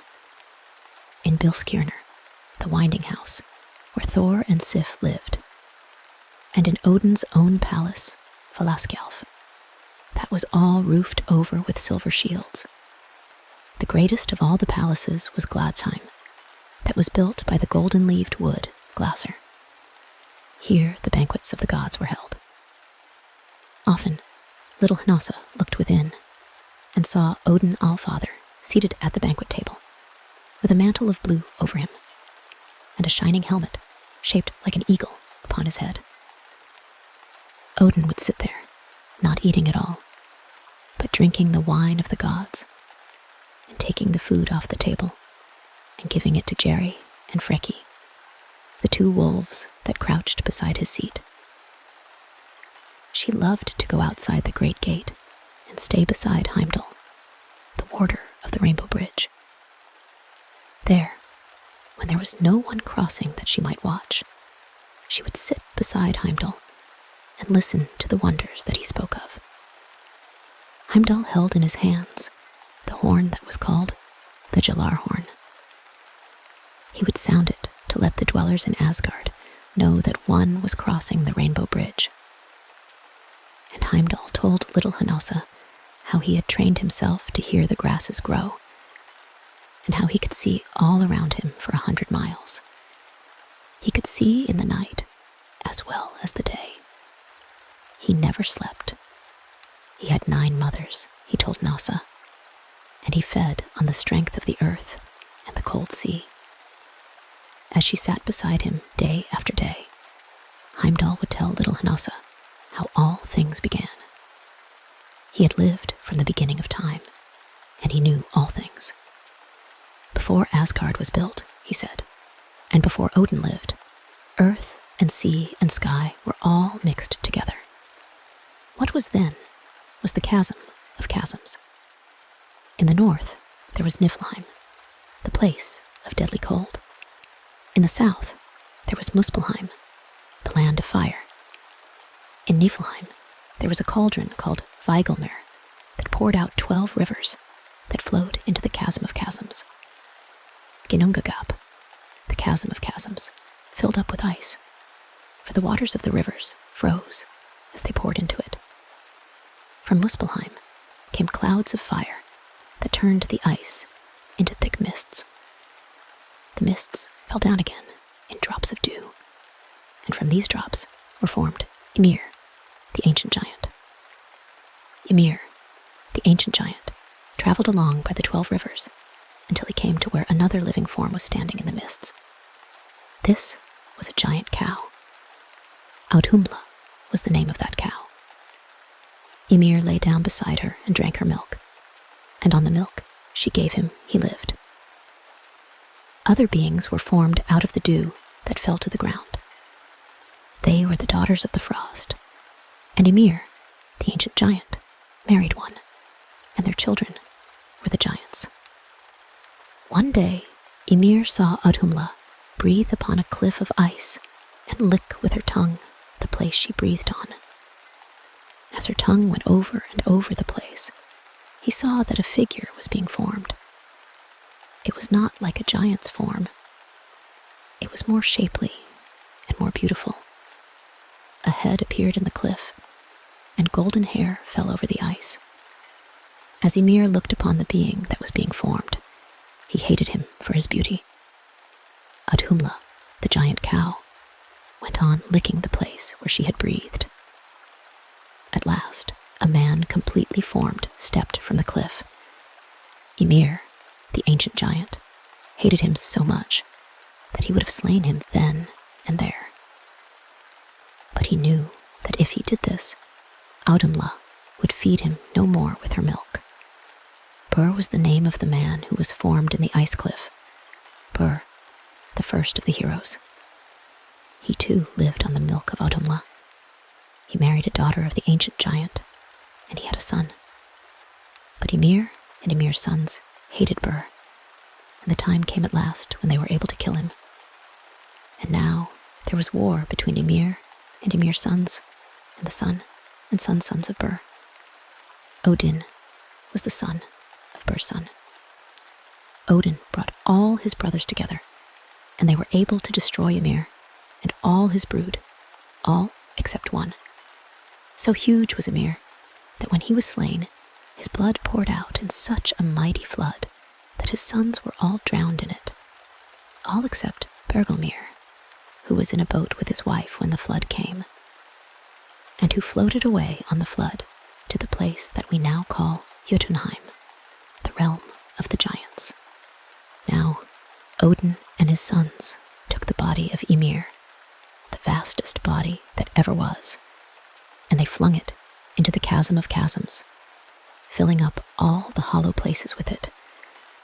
They dug the bones out of the body, and they piled them up as the mountains. They took the teeth out, and they made them into the rocks. They took the hair of Ymir, and they made it into the forests of trees. They took his eyebrows, and formed them into the place where men now dwell, Midgard. And out of Ymir's hollow skull, they made the sky. And Odin and his sons and brothers did more than this. They took the sparks and the clouds of flame that blew from Muspelheim, and they made them into the sun and the moon and all the stars that are in the sky. Odin found a dusky giantess named Night, whose son was called Day, and he gave both of them horses to drive across the sky. Night drove a horse that is named Hrimfax, Frosty Mane, and Day drove a horse that is named Skinfax, Shining Mane. From Hrimfax's bit fall the drops that make the dew upon the earth. Then Odin and his sons made a race of men and women and gave them Midgard to live in. Ugly dwarfs had grown up and had spread themselves over the earth. These Odin made go live in the hollow places beneath the earth. The elves he let stay on the earth, but he gave them the tasks of tending the streams and the grasses and the flowers. And with the Vanir, he made peace after a war had been waged, taking Njord from them for a hostage. Bergelmir, the giant who escaped drowning in Ymir's blood, had sons and daughters in Jotunheim. They hated Odin and his sons and strove against them. When Odin lighted up the world with the sun and the moon, they were very wroth, and they found 2 of the fiercest of the mighty wolves of Jotunheim and set them to follow them. And still the sun and the moon, Sol and Mani, are followed by the wolves of Jotunheim. Such wonders did Heimdall with the golden teeth tell Hnossa, the youngest of the dwellers in Asgard. Often the child stayed with him by the Rainbow Bridge and saw the gods pass to and from Midgard. Thor, with his crown of stars, with the great hammer Mjolnir in his hands, with the gloves of iron that he used when he grasped Mjolnir. Thor in his chariot, drawn by 2 goats, and wearing the belt that doubled his strength. Frigga, with her dress of falcon feathers, flying swiftly as a bird. Odin Allfather himself, riding upon Sleipnir, his 8-legged steed, clad all in golden armor, with his golden helmet, shaped like an eagle, upon his head, and with his spear, Gungnir, in his hand. Heimdall kept his horn in the branch of a great tree. This tree was called Yggdrasil, he told little Hnossa, and it was a wonder to gods and men. No one knows of a time when Yggdrasil was not growing, and all are afraid to speak of the time when it will be destroyed. Yggdrasil has 3 roots. One goes deep under Midgard, another goes deep under Jotunheim, and the third grows above Asgard. Over Odin's hall, a branch of Yggdrasil grows, and it is called the Peace Bough. You see Yggdrasil, little Hnossa, but you do not know all the wonders of it. Far up in its branches, 4 stags graze. They shake from their horns the water that falls as rain upon the earth. On the topmost branch of Yggdrasil, the branch that is so high that the gods themselves can hardly see it, there is an eagle that knows all things. Upon the beak of this eagle, a hawk is perched, a hawk that sees what the eyes of the eagle may not see. The root of Yggdrasil that is in Midgard goes deep down to the place of the dead. Here, there is an evil dragon named Nidhogg that gnaws constantly at the root, striving to destroy Yggdrasil, the tree of trees. And Ratatosk, the squirrel of mischief, behold him now, runs up and down Yggdrasil, making trouble between the eagle above and the dragon below. He goes to tell the dragon how the eagle is bent upon tearing him to pieces, and he goes back to tell the eagle how the dragon plans to devour him. The stories that he brings to Nidhogg make that evil dragon more fierce to destroy Yggdrasil, the tree of trees, so that he may come upon the eagle and devour him. There are 2 wells by the roots of Yggdrasil, and one is above, and one is below. One is beside the root that grows in Jotunheim.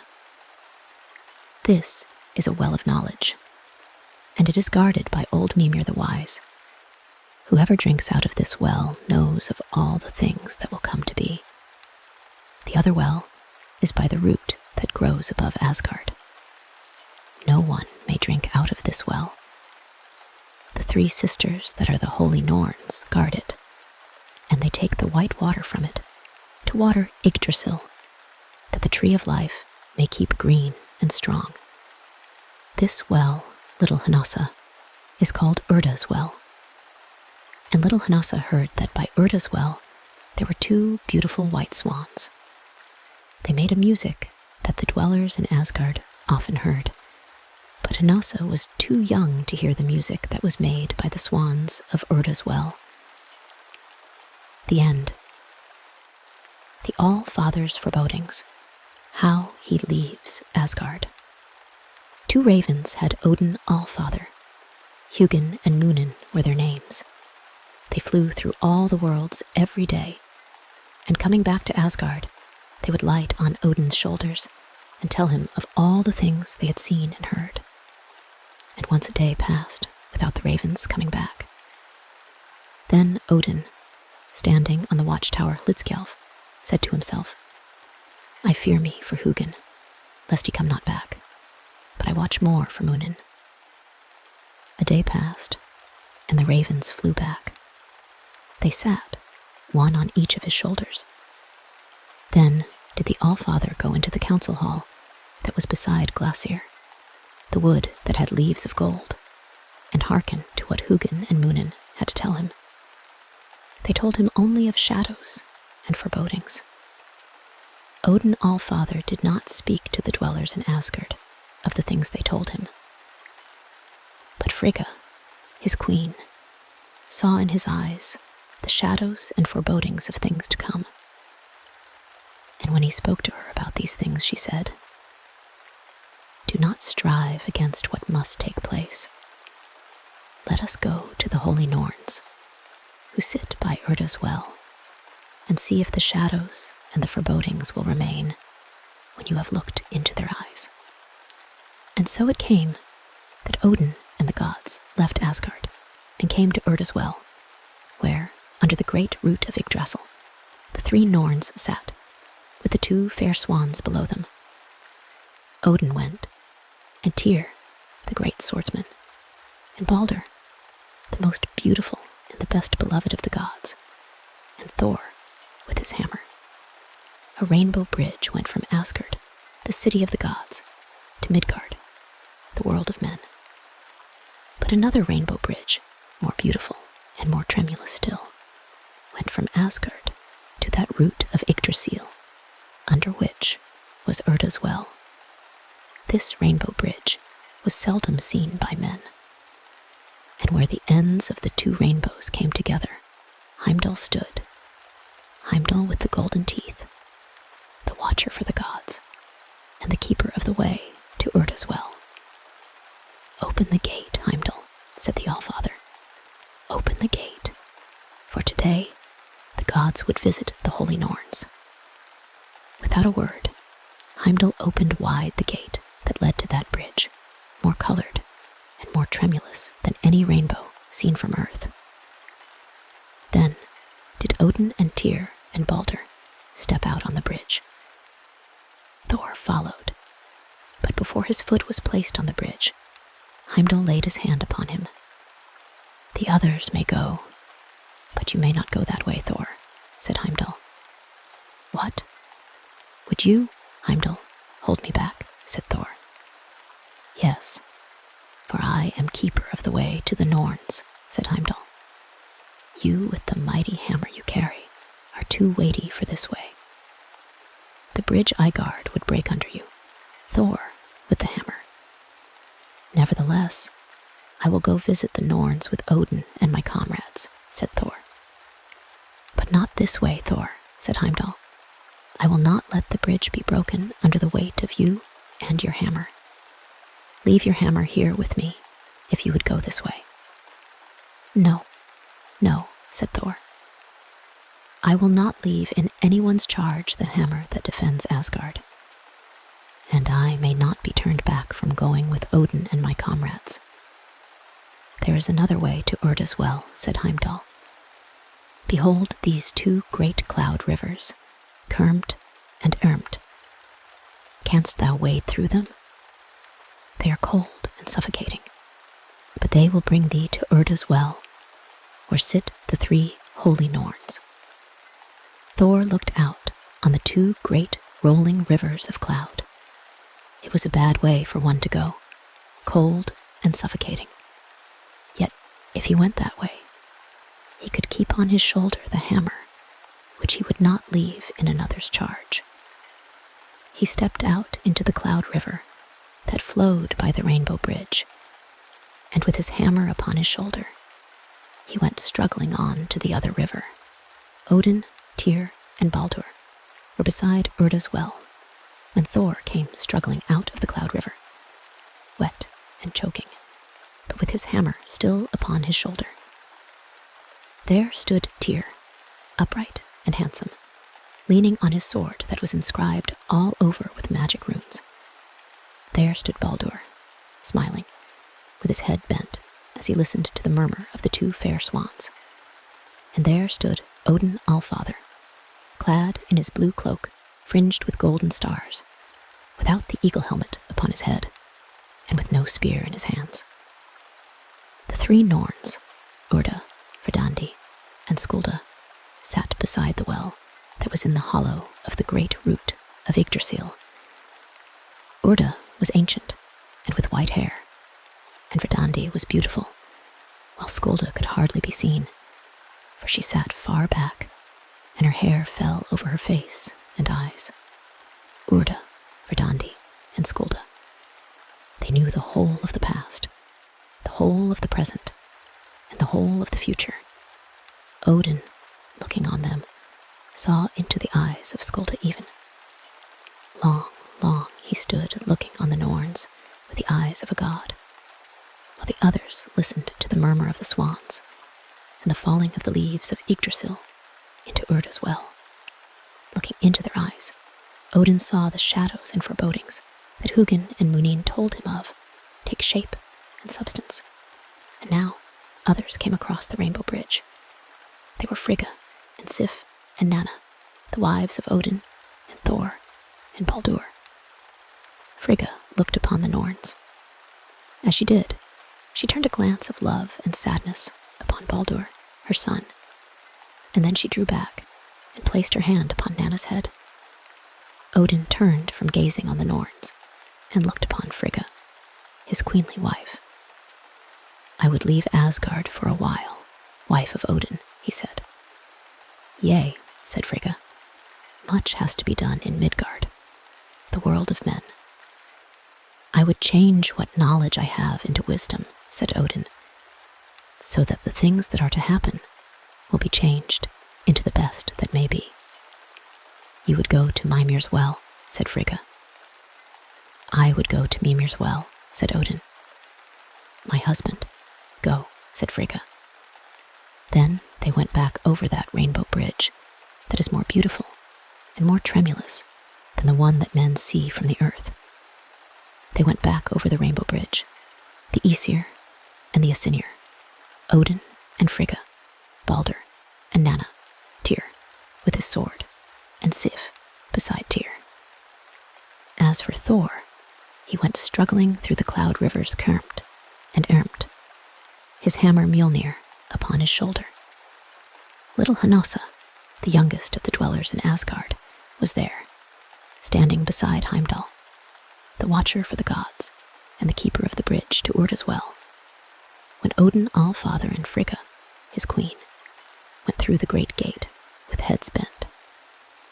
"Tomorrow," Hnossa heard Odin say, "tomorrow I shall be Vegtam the Wanderer upon the ways of Midgard and Jotunheim." The end. Part 2. Odin the Wanderer. Odin goes to Mimir's well, his sacrifice for wisdom. And so Odin, no longer riding on Sleipnir, his 8-legged steed, no longer wearing his golden armor and his eagle helmet, and without even his spear in his hand, traveled through Midgard, the world of men, and made his way toward Jotunheim, the realm of the giants. No longer was he called Odin Allfather, but Vegtam, the Wanderer, He wore a cloak of dark blue, and he carried a traveler's staff in his hands. And now, as he went toward Mimir's well, which was near to Jotunheim, he came upon a giant, riding on a great stag. Odin seemed a man to men, and a giant to giants. He went beside the giant on the great stag, and the two talked together. "Who art thou, O brother?" Odin asked the giant. "I am Vafthrudner, the wisest of the giants," said the one who was riding on the stag. Odin knew him then. Vafthrudner was indeed the wisest of the giants, and many went to strive to gain wisdom from him. But those who went to him had to answer the riddles Vafthrudner asked, and if they failed to answer, the giant took their heads off. "I am Vegtam the Wanderer," Odin said, "and I know who thou art, O Vafthrudner. I would strive to learn something from thee." The giant laughed, showing his teeth. "Ho, ho," he said. "I am ready for a game with thee. Dost thou know the stakes? My head to thee if I cannot answer any question thou wilt ask. And if thou canst not answer any question that I may ask, then thy head goes to me. And now let us begin." "I am ready," Odin said. "Then tell me," said Vafthrudner, "tell me the name of the river that divides Asgard from Jotunheim." "Ifling is the name of that river," said Odin. "Ifling that is dead cold, yet never frozen." "Thou hast answered rightly, O wanderer," said the giant. "But thou hast still to answer other questions. What are the names of the horses that day and night drive across the sky?" "Skinfax and Hrimfax," Odin answered. Vafthrudner was startled to hear one say the names that were known only to the gods and to the wisest of the giants. There was only one question now that he might ask before it came to the stranger's turn to ask him questions. "Tell me," said Vafthrudner, "what is the name of the plain on which the last battle will be fought?" "The plain of Asgard," said Odin, "the plain that is 100 miles long and 100 miles across." It was now Odin's turn to ask Vafthrudner questions. What will be the last words that Odin will whisper into the ear of Baldur, his dear son? He asked. Very startled was the giant Vafthrudner at that question. He sprang to the ground and looked at the stranger keenly. "Only Odin knows what his last words to Baldur will be," he said, and only Odin would have asked that question. "Thou art Odin, O wanderer, and thy question I cannot answer." "Then," said Odin, "if thou wouldst keep thy head, answer me this. What price will Mimir ask for a draught from the well of wisdom that he guards?" "He will ask thy right eye as a price, O Odin," said Vafthrudner. "Will he ask no less a price than that?" said Odin. "He will ask no less a price. Many have come to him for a draught from the well of wisdom, but no one yet has given the price Mimir asks. I have answered thy question, O Odin. Now give up thy claim to my head, and let me go on my way." "I give up my claim to thy head," said Odin. Then Vafthrudner, the wisest of the giants, went on his way, riding on his great stag. It was a terrible price that Mimir would ask for a draught from the well of wisdom. And very troubled was Odin All-Father when it was revealed to him. His right eye. For all time to be without the sight of his right eye. Almost he would have turned back to Asgard, giving up his quest for wisdom. He went on, turning neither to Asgard nor to Mimir's well. And when he went toward the south, he saw Muspelheim, where stood Surtur with the flaming sword, a terrible figure who would one day join the giants in their war against the gods. And when he turned north, he heard the roaring of the cauldron Vergelmer as it poured itself out of Niflheim, the place of darkness and dread. And Odin knew that the world must not be left between Surtur, who would destroy it with fire, and Niflheim, that would gather it back to darkness and nothingness. He, the eldest of the gods, would have to win the wisdom that would help to save the world. And so, with his face stern in front of his loss and pain, Odin Allfather turned and went toward Mimir's well. It was under the great root of Yggdrasil, the root that grew out of Jotunheim. And there sat Mimir, the guardian of the Well of Wisdom, with his deep eyes bent upon the deep water. And Mimir, who had drunk every day from the Well of Wisdom, knew who it was that stood before him. "Hail, Odin, eldest of the gods," he said. Then Odin made reverence to Mimir, the wisest of the world's beings. "I would drink from your well, Mimir," he said. "There is a price to be paid. All who have come here to drink have shrunk from paying that price. Will you, eldest of the gods, pay it?" "I will not shrink from the price that has to be paid, Mimir," said Odin Allfather. "Then drink," said Mimir. He filled up a great horn with water from the well and gave it to Odin. Odin took the horn in both his hands and drank and drank. And as he drank, all the future became clear to him. He saw all the sorrows and troubles that would fall upon men and gods. But he saw, too, why the sorrows and troubles had to fall. And he saw how they might be borne, so that gods and men, by being noble in the days of sorrow and trouble, would leave in the world a force that one day, a day that was far off indeed, would destroy the evil that brought terror and sorrow and despair into the world. Then, when he had drunk out of the great horn that Mimir had given him, he put his hand to his face, and he plucked out his right eye. Terrible was the pain that Odin Allfather endured, but he made no groan nor moan. He bowed his head and put his cloak before his face, as Mimir took the eye and let it sink deep, deep into the water of the Well of Wisdom. And there, the eye of Odin stayed, shining up through the water, a sign to all who came to that place of the price that the Father of the gods had paid for his wisdom. The end. Odin faces an evil man. Once, when his wisdom was less great, Odin had lived in the world of men. Frigga, his queen, was with him then. They had lived on a bleak island, and they were known as Grimnir, the fisherman, and his wife. Always Odin and Frigga were watching over the sons of men, watching to know which ones they would foster and train, so that they might have the strength and spirit to save the world from the power of the giants. And while they were staying on the bleak island, Odin and Frigga saw the sons of King Routing, and both thought that in them the spirit of heroes could be fostered.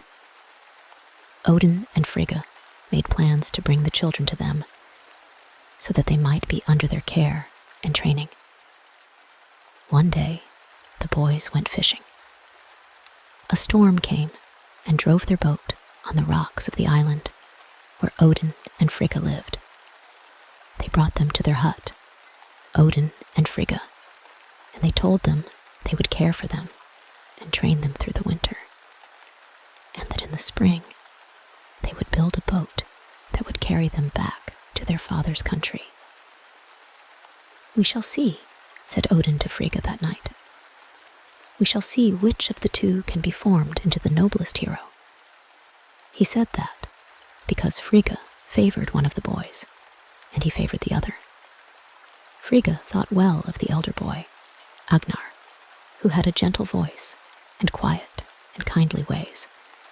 But Odin thought more of the younger boy. Geirrod, his name was, and he was strong and passionate, with a high and a loud voice. Odin took Geirrod into his charge, and he showed him how to fish and hunt. He made the boy even bolder than he was by making him leap from rock to rock, and by letting him climb the highest cliffs and jump across the widest chasms. He would bring him to the den of the bear and make him fight for his life with the spear he had made for him. Agnar went to the chase too and showed his skill and boldness, but Geirrod overcame him in nearly every trial. "What a hero Geirrod will be," Odin would often say. Agnar stayed often with Frigga. He would stay beside her while she spun, listening to the tales she told, and asking such questions as brought him more and more wisdom. And Agnar heard of Asgard, and of the dwellers in Asgard, and of how they protected Midgard, the world of men, from the giants of Jotunheim. Agnar, though he did not speak out, said in his own mind that he would give all his life and all his strength and all his thought to helping the work of the gods. Spring came, and Odin built a boat for Geirrod and Agnar. They could go back now to their own country. And before they set out, Odin told Geirrod that one day he would come to visit him. "And do not be too proud to receive a fisherman in your hall, Geirrod," said Odin. "A king should give welcome to the poorest who comes to his hall." "I will be a hero, no doubt of that," Geirrod answered. "And I would be a king too, only Agnar Little Good was born before me." Agnar bade goodbye to Frigga and to Odin, thanking them for the care they had taken of Geirrod and himself. He looked into Frigga's eyes, and he told her that he would strive to learn how he might fight the battle for the gods. The two went into the boat, and they rowed away. They came near to King Hrouding's realm. They saw the castle overlooking the sea. Then Geirrod did a terrible thing. He turned the boat back toward the sea, and he cast the oars away. Then, for he was well fit to swim the roughest sea and climb the highest cliffs, he plunged into the water and struck out toward the shore. And Agnar, left without oars, went drifting out to sea. Geirrod climbed the high cliffs and came to his father's castle. King Hrouding, who had given up both of his sons for lost, was rejoiced to see him. Geirrod told of Agnar that he had fallen out of the boat on their way back, and that he had been drowned. King Hrouding, who had thought both of his sons were gone from him, was glad enough that one had come safe. He put Geirrod beside him on the throne, and when he died, Geirrod was made king over the people. And now Odin, having drunk from Mimir's well, went through the kingdoms of men, judging kings and simple people according to the wisdom he had gained. He came at last to the kingdom that Geirrod ruled over. Odin thought that of all the kings he had judged to be noble, Geirrod would assuredly be the noblest. He went to the king's house as a wanderer, blind of one eye, wearing a cloak of dark blue, and with a wanderer's staff in his hands. As he drew near the king's house, men on dark horses came riding behind him. The first of the men did not turn his horse as he came near the wanderer, but rode on, nearly trampling him to the ground. As they came before the king's house, the men on the dark horses shouted for servants. Only one servant was in the stable. He came out and took the horse of the first man. Then the others called upon the wanderer to tend their horses. He had to hold the stirrups for some of them to dismount. Odin knew who the first man was. He was Geirrod the king, and he knew who the man who served in the stable was. He was Agnar, Geirrod's brother. wisdom he had gained, he knew that Agnar had come back to his father's kingdom in the guise of a servant. And he knew that Geirrod did not know who this servant was. They went into the stable together. Agnar took bread and broke it, and gave some to the wanderer. He gave him, too, straw to seat himself on. But in a while, Odin said, "I would seat myself at the fire in the king's hall and eat my supper of meat." "Nay, stay here," Agnar said. "I will give you more bread and a wrap to cover yourself with. Do not go to the door of the king's house, for the king is angry today, and he might repulse you." "How?" said Odin. "A king turn away a wanderer who comes to his door? It cannot be that he would do it." "Today he is angry," Agnar said. Again he begged him not to go to the door of the king's house, but Odin rose up from the straw on which he was seated and went to the door. A porter, hunchbacked and with long arms, stood at the door. "I am a wanderer, and I would have rest and food in the king's hall," Odin said. "Not in this king's hall," said the hunchbacked porter. He would have barred the door to Odin, but the voice of the king called him away.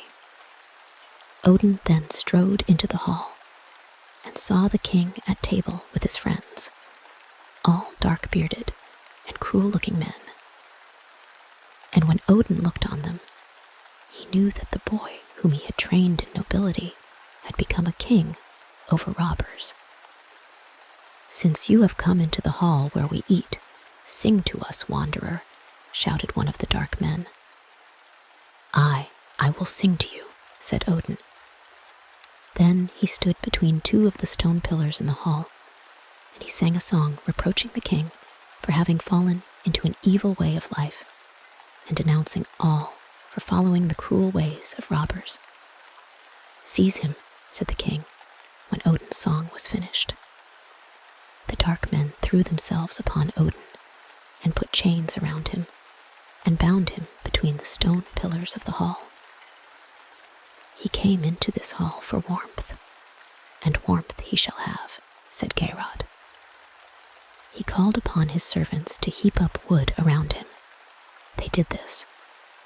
Then the king, with his own hand, put a blazing torch to the wood, and the faggots blazed up around the wanderer. The faggots burned round and round him, but the fire did not burn the flesh of Odin Allfather. The king and the king's friends stood round, watching with delight the fires blaze round a living man. The faggots all burned away, and Odin was left standing there with his terrible gaze fixed upon the men who were so hard and cruel. They went to sleep, leaving him chained to the pillars of the hall. Odin could have broken the chains and pulled down the pillars, but he wanted to see what else would happen in this king's house.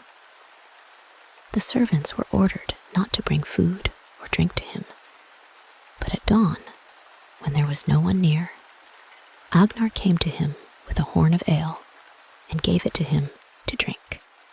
The next evening, when the king came back from his robberies, and when he and his friends, sitting down at the tables, had eaten like wolves, he ordered the faggots to be placed around Odin.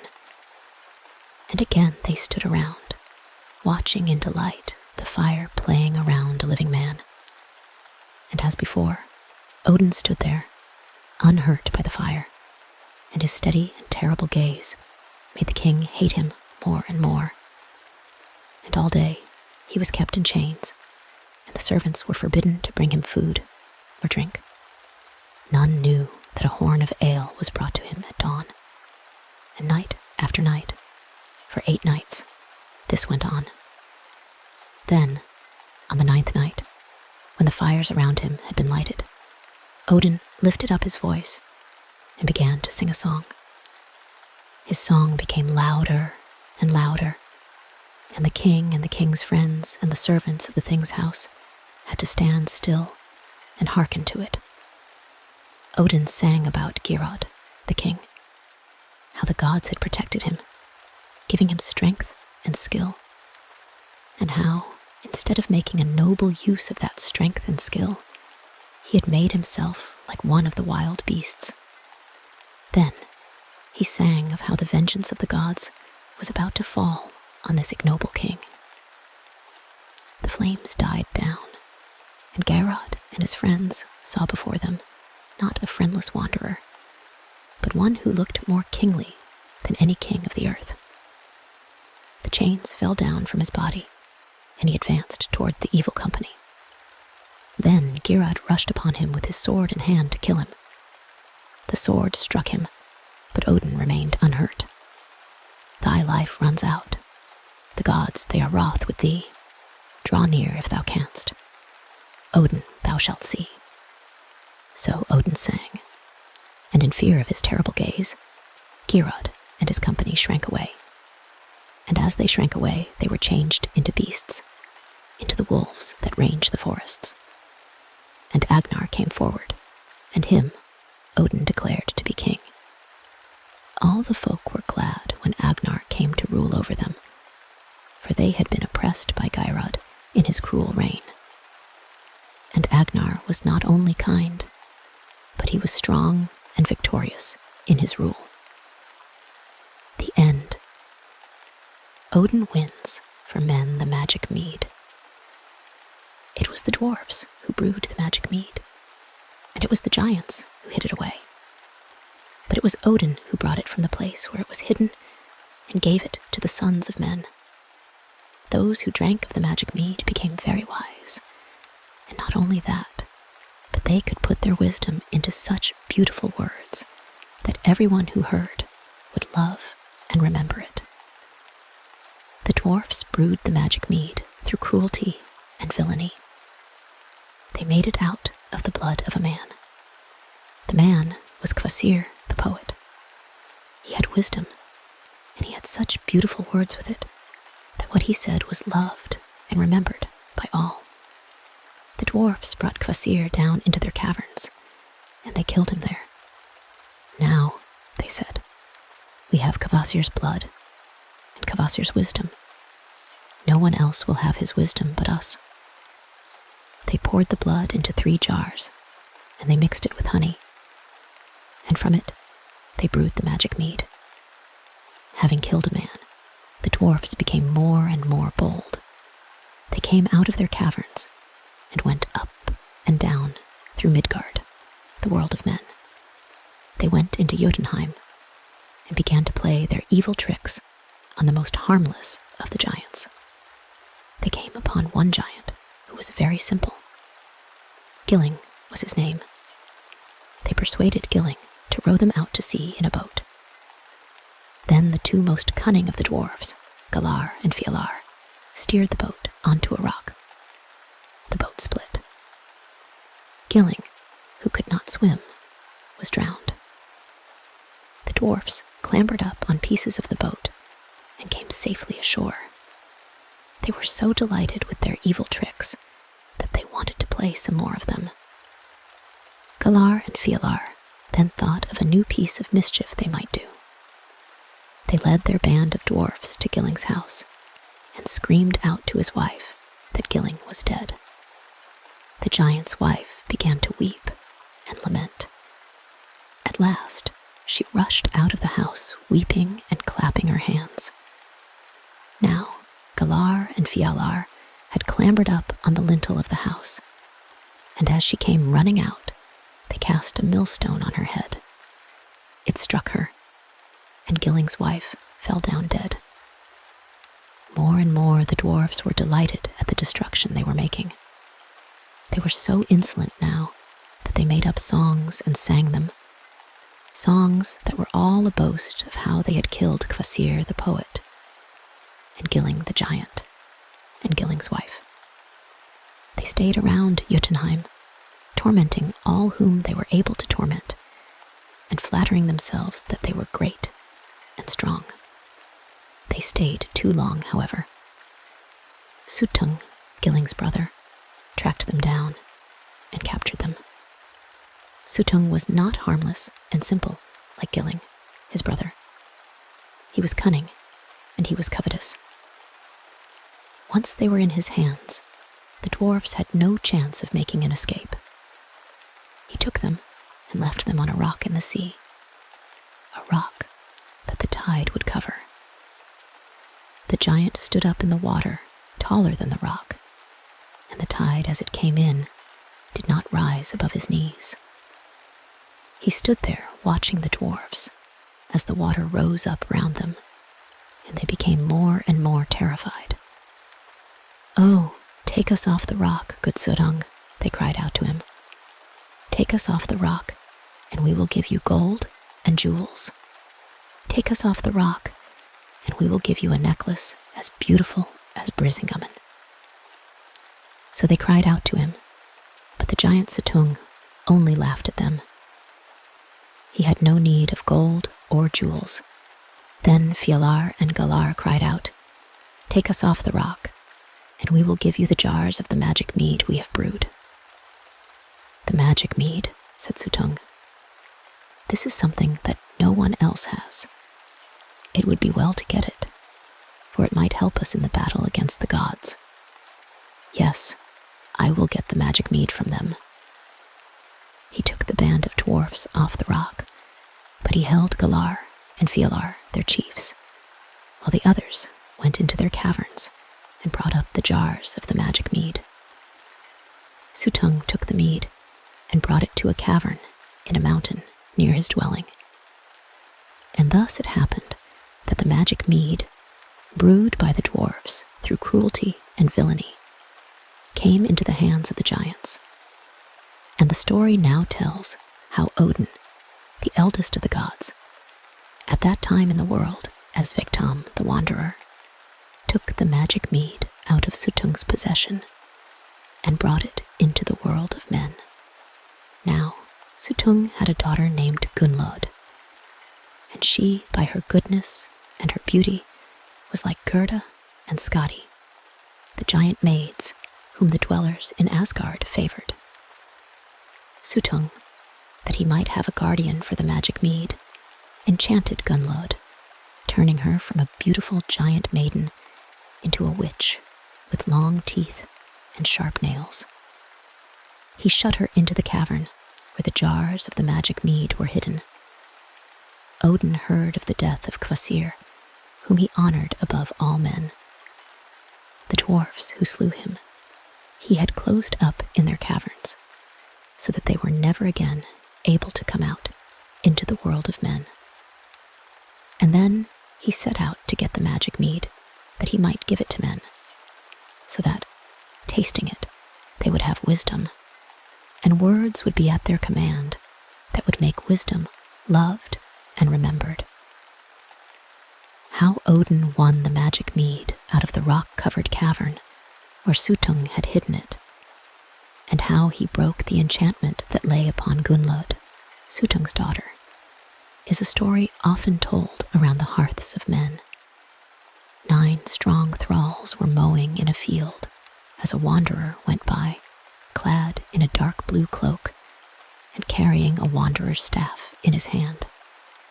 One of the thralls spoke to the wanderer. "Tell them in the house of Baugi up yonder that I can mow no more until a whetstone to sharpen my scythe is sent to me." "Here is a whetstone," said the wanderer, and he took one from his belt. The thrall who had spoken whetted his scythe with it and began to mow. The grass went down before his scythe, as if the wind had cut it. "Give us the whetstone, give us the whetstone," cried the other thralls.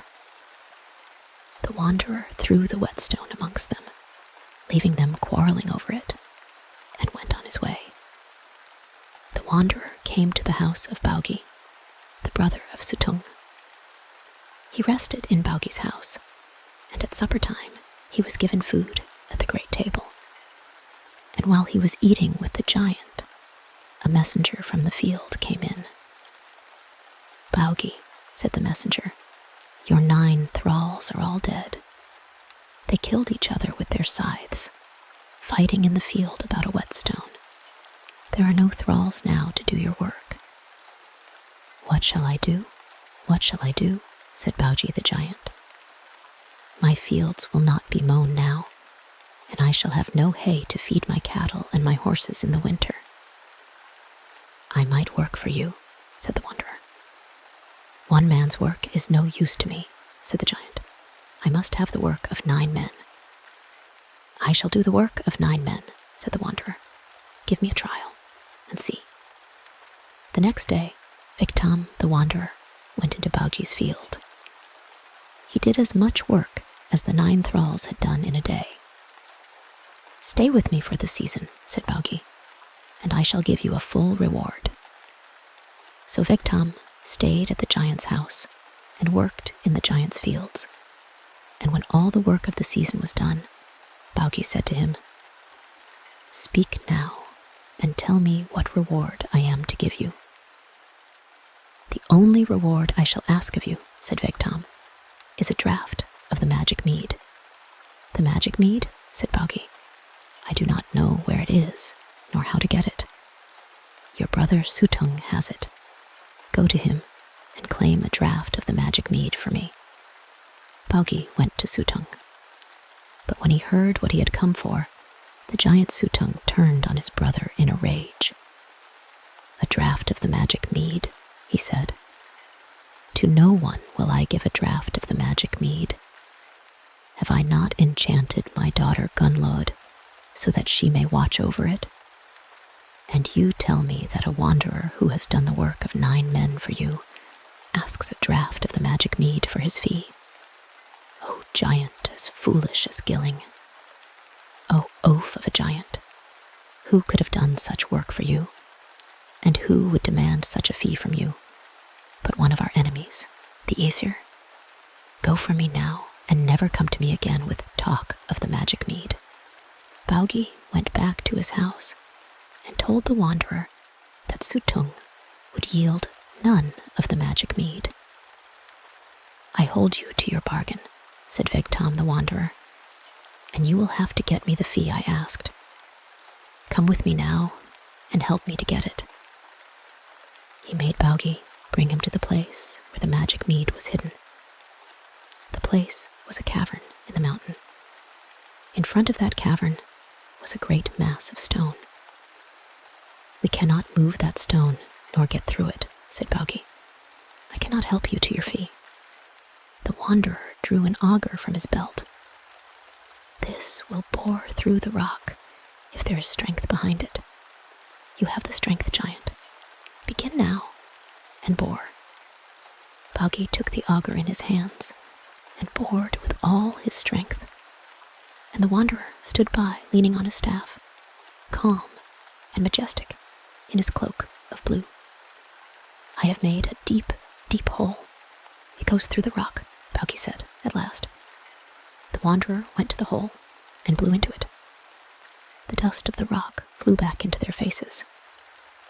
"So that is your boasted strength, giant," he said. "You have not bored halfway through the rock. Work again." Then Baugi took the auger again, and he bored deeper and deeper into the rock. And he blew into it, and lo, his breath went through. Then he looked at the wanderer to see what he would do. His eyes had become fierce, and he held the auger in his hand, as if it were a stabbing knife. "Look up to the head of the rock," said the wanderer. As Baugi looked up, the wanderer changed himself into a snake and glided into the hole in the rock. And Baugi struck at him with the auger, hoping to kill him, but the snake slipped through. Behind the mighty rock, there was a hollow place, all lighted up by the shining crystals in the rock. And within the hollow place, there was an ill-looking witch with long teeth and sharp nails. But she sat there, rocking herself and letting tears fall from her eyes. "O youth and beauty," she sang. "O sight of men and women, sad, sad for me, it is that you are shut away, and that I have only this closed-in cavern and this horrible form." A snake glided across the floor. "Oh, that you were deadly and that you might slay me," cried the witch. the snake glided past her. Then she heard a voice speak softly. "Gunnlod!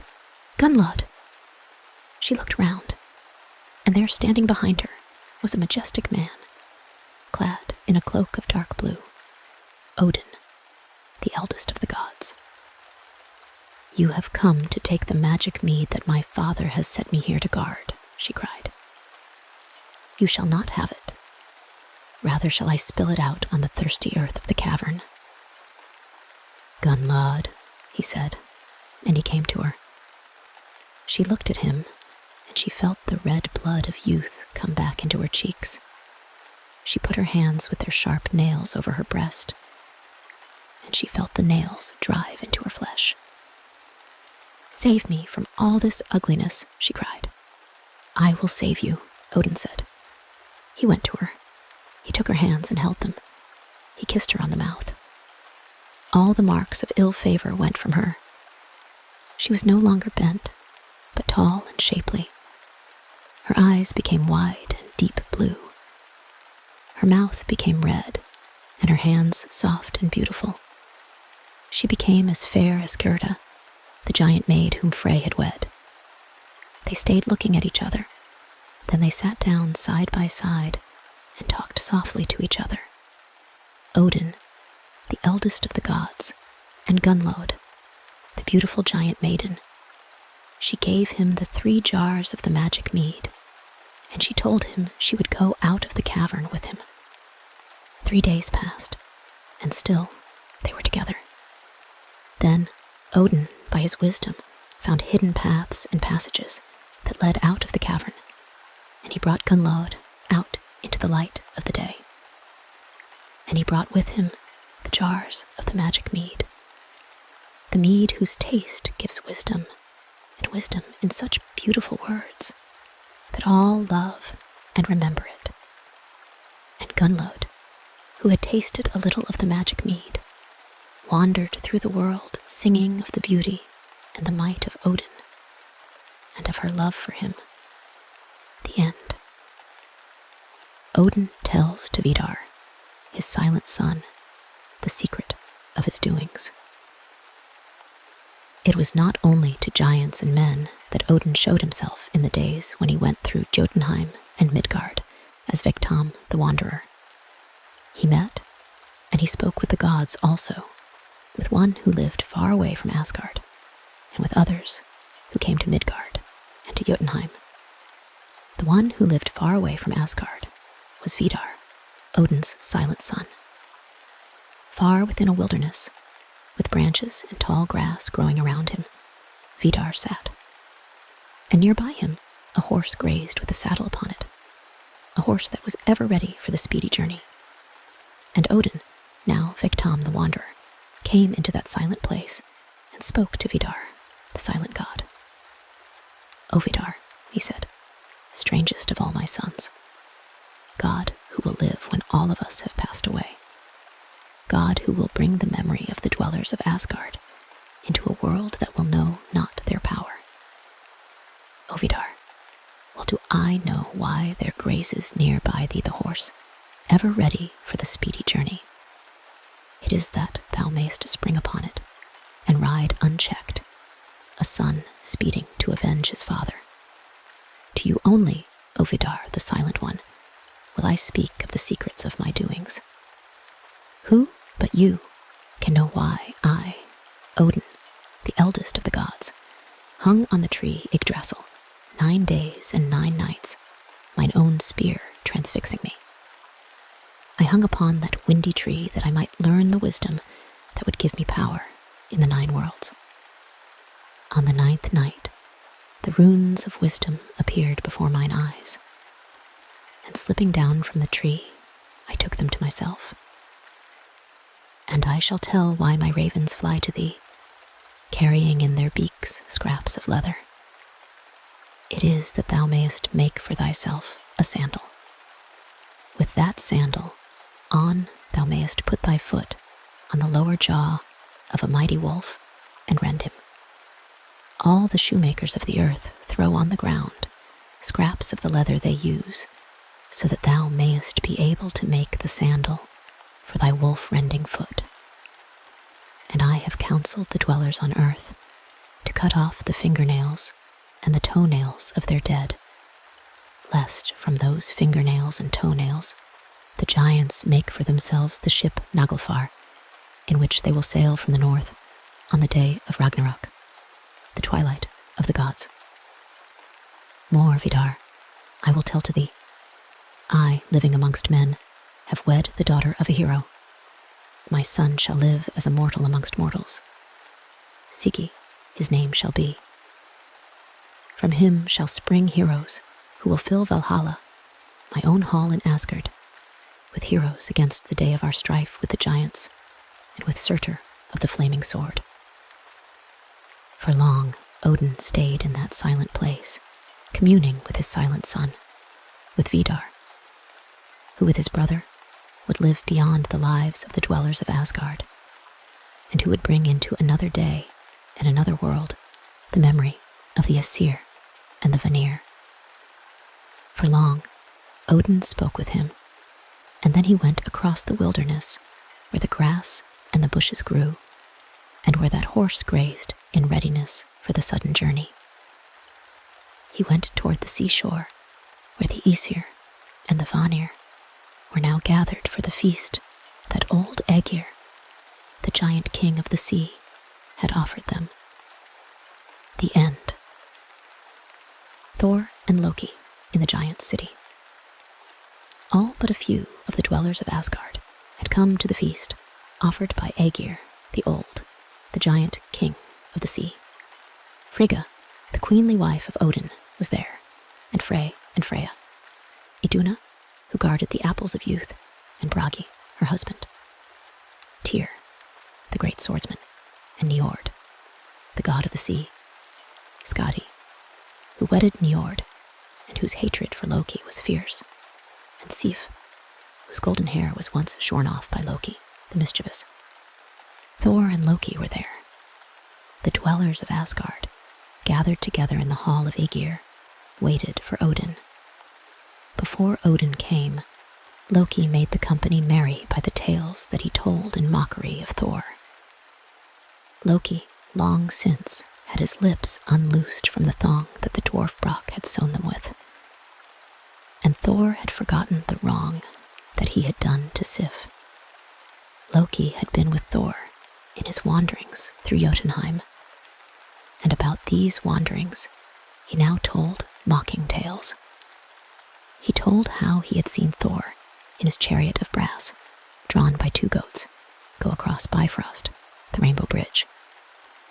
None of the Aesir or the Vanir knew on what adventure Thor was bent. But Loki followed him, and Thor kept him in his company. As they traveled on in the brass chariot, drawn by the 2 goats, Thor told Loki of the adventure on which he was bent. He would go into Jotunheim, even into Utgard, the giant city, and he would try his strength against the giants. He was not afraid of aught that might happen, for he carried Mjolnir, his hammer, with him. Their way was through Midgard, the world of men. Once, as they were traveling on, night came upon them as they were hungry and in need of shelter. They saw a peasant's hut, and they drove the chariot toward it. Unyoking the goats and leaving them standing in a hollow beside the chariot, the 2, looking not like dwellers in Asgard, but like men traveling through the country, knocked at the door of the hut and asked for food and shelter. They could have shelter, the peasant and his wife told them, but they could not have food. There was little in that place, and what little there had been, they had eaten for supper. The peasant showed them the inside of the hut. It was poor and bare, and there was nothing there to give anyone. In the morning, the peasant said, he would go down to the river and catch some fish for a meal. We can't wait until morning. We must eat now, said Thor, and I think I can provide a good meal for us all. He went over to where his goats stood in the hollow beside the chariot of brass, and striking them with his hammer, he left them lifeless on the ground. He skinned the goats then, and taking up the bones very carefully, he left them down on the skins. Skins and bones he lifted up, and bringing them into the house, he left them in a hole above the peasant's fireplace. "No one," said he in a commanding voice, "must touch the bones that I leave here." Then he brought the meat into the house. Soon it was cooked and laid smoking on the table. The peasant and his wife and his son sat round the board with Thor and Loki. They had not eaten plentifully for many days, and now the man and the woman fed themselves well. Thialfi was the name of the peasant's son. He was a growing lad and had an appetite that had not been satisfied for long.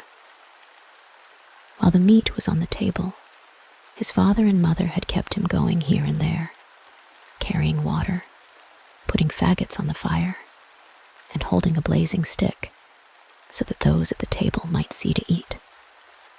There was not much left for him when he was able to sit down, for Thor and Loki had great appetites, and the lad's father and mother had eaten to make up for days of want. So Thialfi got little out of that plentiful feast. When the meal was finished, they lay down on the benches. Thor, because he had made a long journey that day, slept very soundly. Thialfi lay down on a bench too, but his thoughts were still upon the food. When all were asleep, he thought, he would take one of the bones that were in the skins above him and break and gnaw it. So in the dead of the night, the lad stood up on the bench and took down the goat skins that Thor had left so carefully there. He took out a bone, broke it, and gnawed it for the marrow. Loki was awake and saw him do this, but he, relishing mischief as much as ever, did nothing to stay the lad. He put the bone he had broken back in the skins, and he left the skins back in the hole above the fireplace. Then he went to sleep on the bench. In the morning, as soon as they were up, the first thing Thor did was to take the skins out of the hole. He carried them carefully out to the hollow where he had left the goats standing. He put each goat skin down with the bones in it. He struck each with his hammer, and the goats sprang up alive, horns and hoofs and all. But one was not as he had been before. He limped badly. Thor examined the leg and found out that one bone was broken. In terrible anger, he turned on the peasant, his wife, and his son. "A bone of this goat has been broken under your roof," he shouted. "For that, I shall destroy your house and leave you all dead under it." Thialfi wept.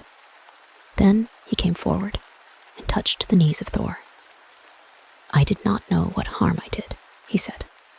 "I broke the bone." Thor had his hammer lifted up to crush him into the earth, but he could not bring it down on the weeping boy. He let his hammer rest on the ground again. "You will have to do much service for me for having lamed my goat," he said. "Come with me." And so the lad Thialfi went off with Thor and Loki. Thor took in his powerful hands the shafts of the chariot of brass, and he dragged it into a lonely mountain hollow where neither men nor giants came. And they left the goats in a great, empty forest to stay resting there until Thor called to them again. Thor and Loki and the lad Thialfi went across from Midgard into Jotunheim. Because of Mjolnir, the great hammer that he carried, Thor felt safe in the realm of the giants. And Loki, who trusted in his own cunning, felt safe too. The lad Thialfi trusted in Thor so much that he had no fear. They were long in making the journey, and while they were traveling, Thor and Loki trained Thialfi to be a quick and a strong lad.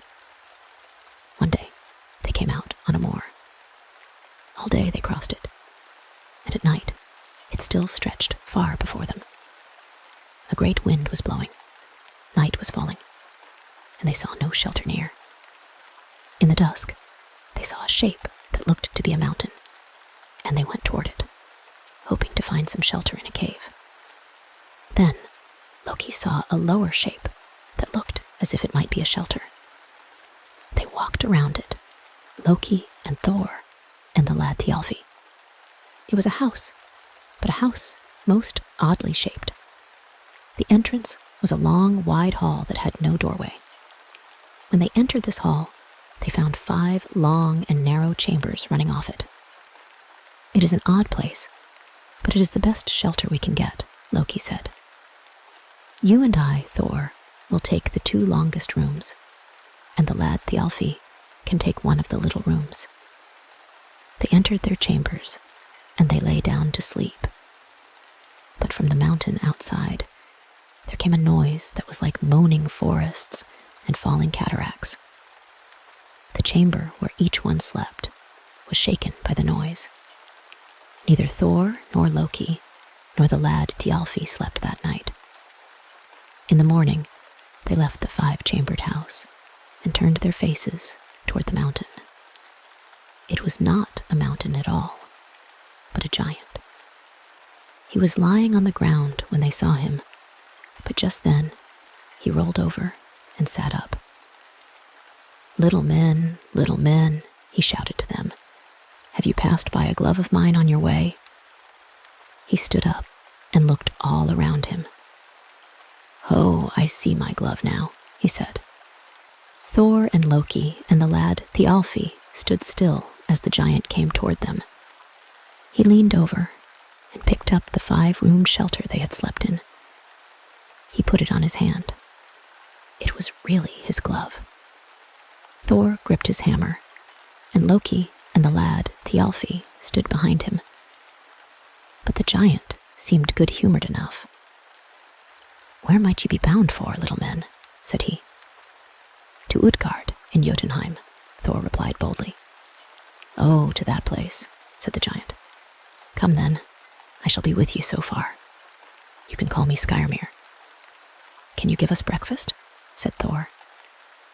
He spoke crossly, for he did not want it to appear that there was any reason to be afraid of the giant. I can give you breakfast, said Skyrmir, but I don't want to stop to eat now. We'll sit down as soon as I have an appetite. Come along now. Here is my wallet to carry. It has my provisions in it. He gave Thor his wallet. Thor put it on his back and put Thialfi sitting upon it. On and on the giant strode, and Thor and Loki were barely able to keep up with him. It was midday before he showed any signs of halting to take breakfast. They came to an enormous tree. Under it, Skyrmir sat down. I'll sleep before I eat, he said, but you can open my wallet, my little men, and make your meal out of it. Saying this, he stretched himself out, and in a few minutes, Thor and Loki and the lad Thialfi heard the same sounds as kept them awake the night before. Sounds that were like forests moaning and cataracts falling. It was Skyrmir's snoring. Thor and Loki and the lad Thialfi were too hungry now to be disturbed by these tremendous noises. Thor tried to open the wallet, but he found it was not easy to undo the knots. Then Loki tried to open it. In spite of all Loki's cunning, he could not undo the knots. Then Thor took the wallet from him and tried to break the knots by main strength. Not even Thor's strength could break them. He threw the wallet down in his rage. The snoring of Skyrmir became louder and louder. Thor stood up in his rage. He grasped Mjolnir and flung it at the head of the sleeping giant. The hammer struck him on the head, but Skyrmir only stirred in his sleep. Did a leaf fall on my head? He said. He turned round on the other side and went to sleep again. The hammer came back to Thor's hand. As soon as Skyrmir snored, He flung it again, aiming at the giant's forehead. It struck there. The giant opened his eyes. "Has an acorn fallen on my forehead?" he said. Again, he went to sleep. But now Thor, terribly roused, stood over his head with the hammer held in his hands. He struck him on the forehead. It was the greatest blow that Thor had ever dealt. "A bird is pecking at my forehead. There is no chance to sleep here," said Skyrmir, sitting up. "And you, little men, did you have breakfast yet? Toss over my wallet to me, and I shall give you some provision." The lad Thialfi brought him the wallet. Skyrmir opened it, took out his provisions, and gave a share to Thor and Loki and the lad Thialfi. Thor would not take provision from him, but Loki and the lad Thialfi took it and ate.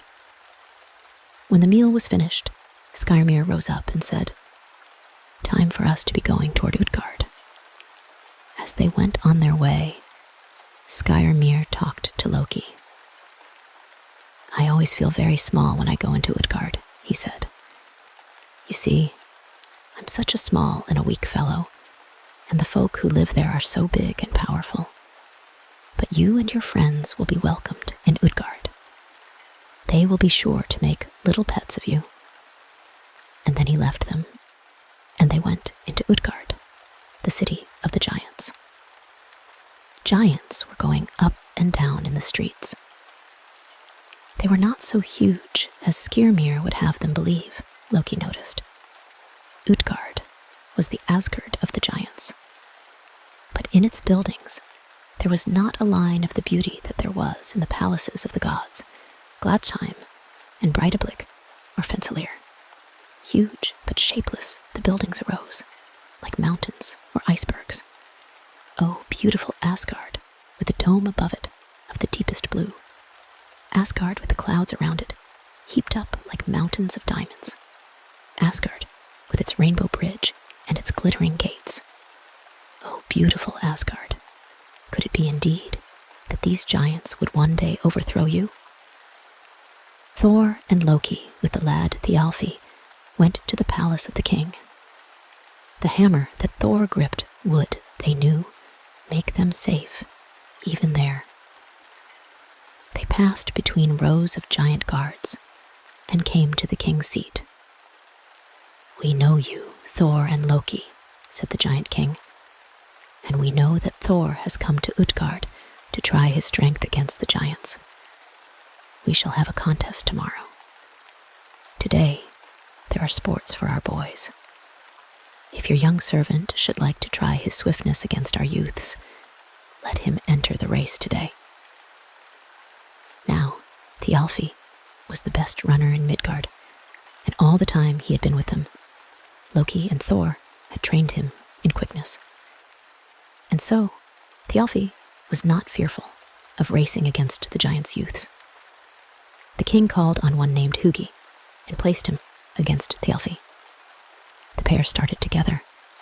Thialfi sped off. Loki and Thor watched the race anxiously, for they thought it would be well for them if they had a triumph over the dwellers in Utgard in the first contest. But they saw Hugi leave Thialfi behind.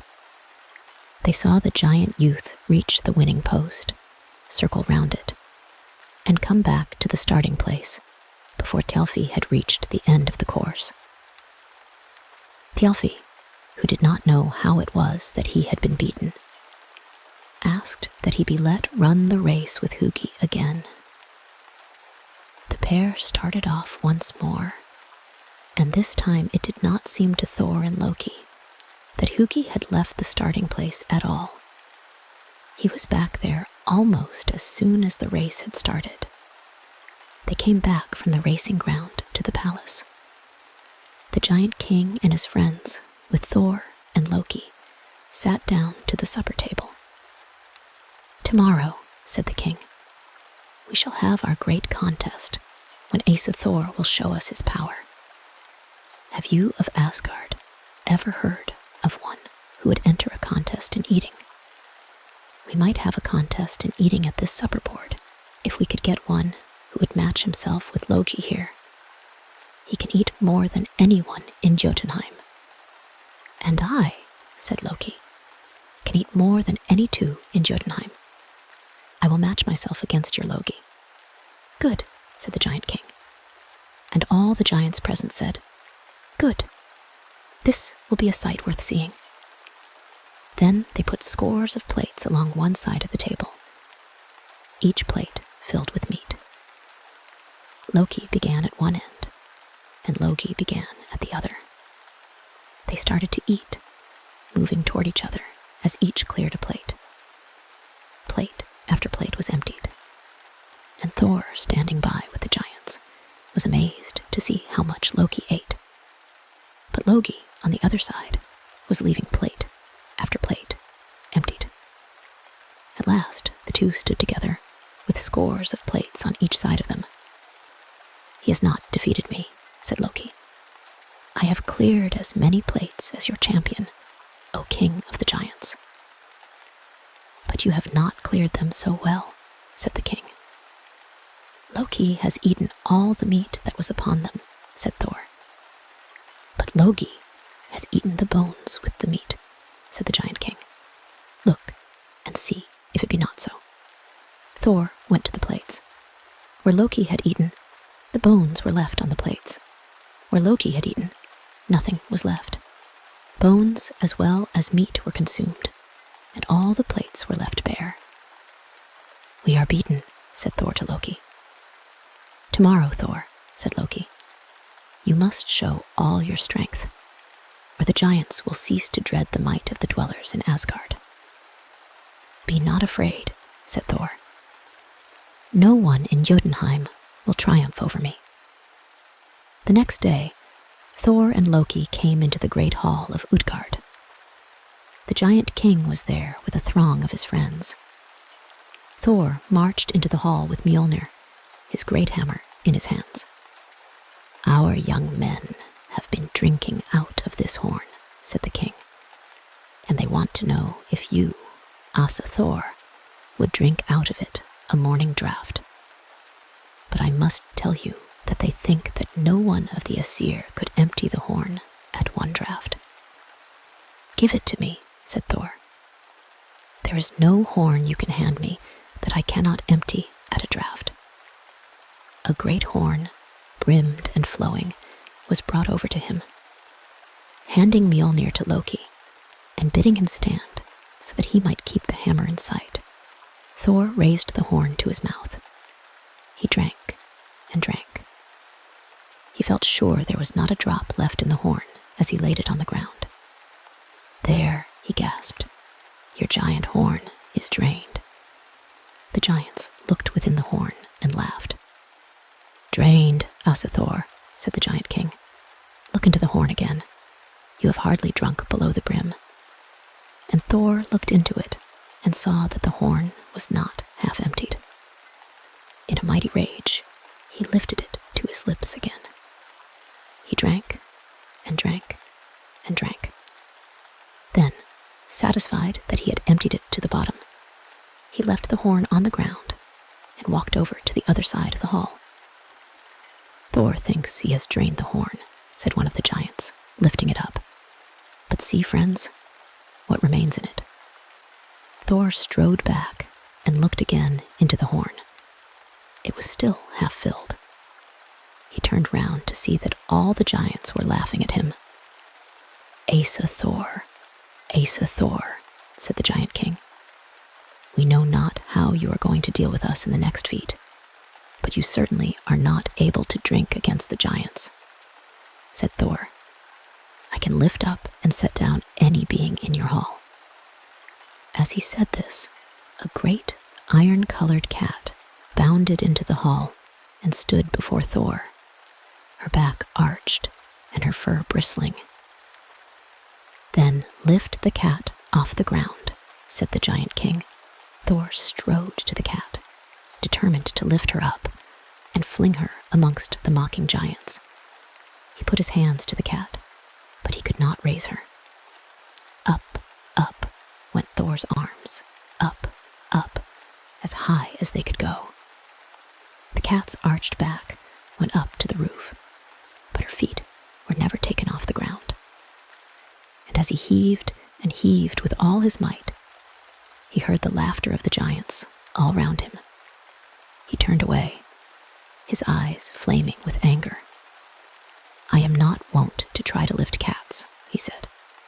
"Bring me one to wrestle with, and I swear you shall see me overthrow him." "Here is one for you to wrestle with, Asa Thor," said the king. Thor looked round and saw an old woman hobbling toward him. She was blear-eyed and toothless. "This is Ellie, my ancient nurse," said the giant king. "She is the one we would have you wrestle with." "Thor does not wrestle with old women. I will lay my hands on your tallest giants instead." "Ellie has come where you are," said the giant king. "Now it is she who will lay hands upon you." The old woman hobbled toward Thor, her eyes gleaming under her falling fringes of gray hair. Thor stood, unable to move, as the hag came toward him. She laid her hands upon his arms. Her feet began to trip at his. He tried to cast her from him. Then he found that her feet and her hands were as strong against his as bands and stakes of iron. Then began a wrestling match in earnest between Thor and the ancient crone Ellie. Round and round the hall they wrestled, and Thor was not able to bend the old woman backward, nor sideways. Instead, he became less and less able under her terrible grasp. She forced him down, down, and at last he could only save himself from being left prone on the ground by throwing himself down on one knee and holding the hag by the shoulders. She tried to force him down on the ground, but she could not do that. Then she broke from him, hobbled to the door, and went out of the hall. Thor rose up and took the hammer from Loki's hands. Without a word, he went out of the hall and along the ways and toward the gate of the giant city. He spoke no word to Loki, nor to the lad Thialfi, who went with him for the 7 weeks that they journeyed through Jotunheim. The end. How Thor and Loki befooled Thrym the giant. Loki told another tale about Thor and Thrym, a stupid giant who had cunning streaks in him. Loki and Thor had been in this giant's house. He had made a feast for them, and Thor had been unwatchful. Then, when they were far from Jotunheim, Thor missed Mjolnir, missed the hammer that was the defense of Asgard and the help of the gods. He could not remember how or where he had mislaid it. Loki's thoughts went toward Thrym, that stupid giant who yet had cunning streaks in him. Thor, who had lost the hammer that he had sworn never to let out of his sight, did not know what to do. But Loki thought it would be worthwhile to see if Thrym knew anything about it. He went first to Asgard. He hurried across the Rainbow Bridge and past Heimdall without speaking to him. To none of the dwellers in Asgard whom he met did he dare relate the tidings of Thor's loss. He spoke to none until he came to Frigga's palace. To Frigga he said, "You must lend me your falcon dress until I fly to Thrym's dwelling and find out if he knows where Mjolnir is. If every feather was silver, I would give it to you to go on such an errand," Frigga said. So Loki put on the falcon dress and flew to Jotunheim and came near Thrym's dwelling. He found the giant upon a hillside, putting golden and silver collars upon the necks of his hounds. Loki, in the plumage of a falcon, perched on the rock above him, watching the giant with falcon eyes. And while he was there, he heard the giant speak boastful words. "I put collars of silver and gold on you now, my hounds," said he. "But soon we giants will have the gold of Asgard to deck our hounds and our steeds. Yea, even the necklace of Freya to put upon you, the best of my hounds. For Mjolnir, the defense of Asgard, is in Thrym's holding. Then Loki spoke to him. Yea, we know that Mjolnir is in thy possession, O Thrym, said he. But know thou that the eyes of the watchful gods are upon thee.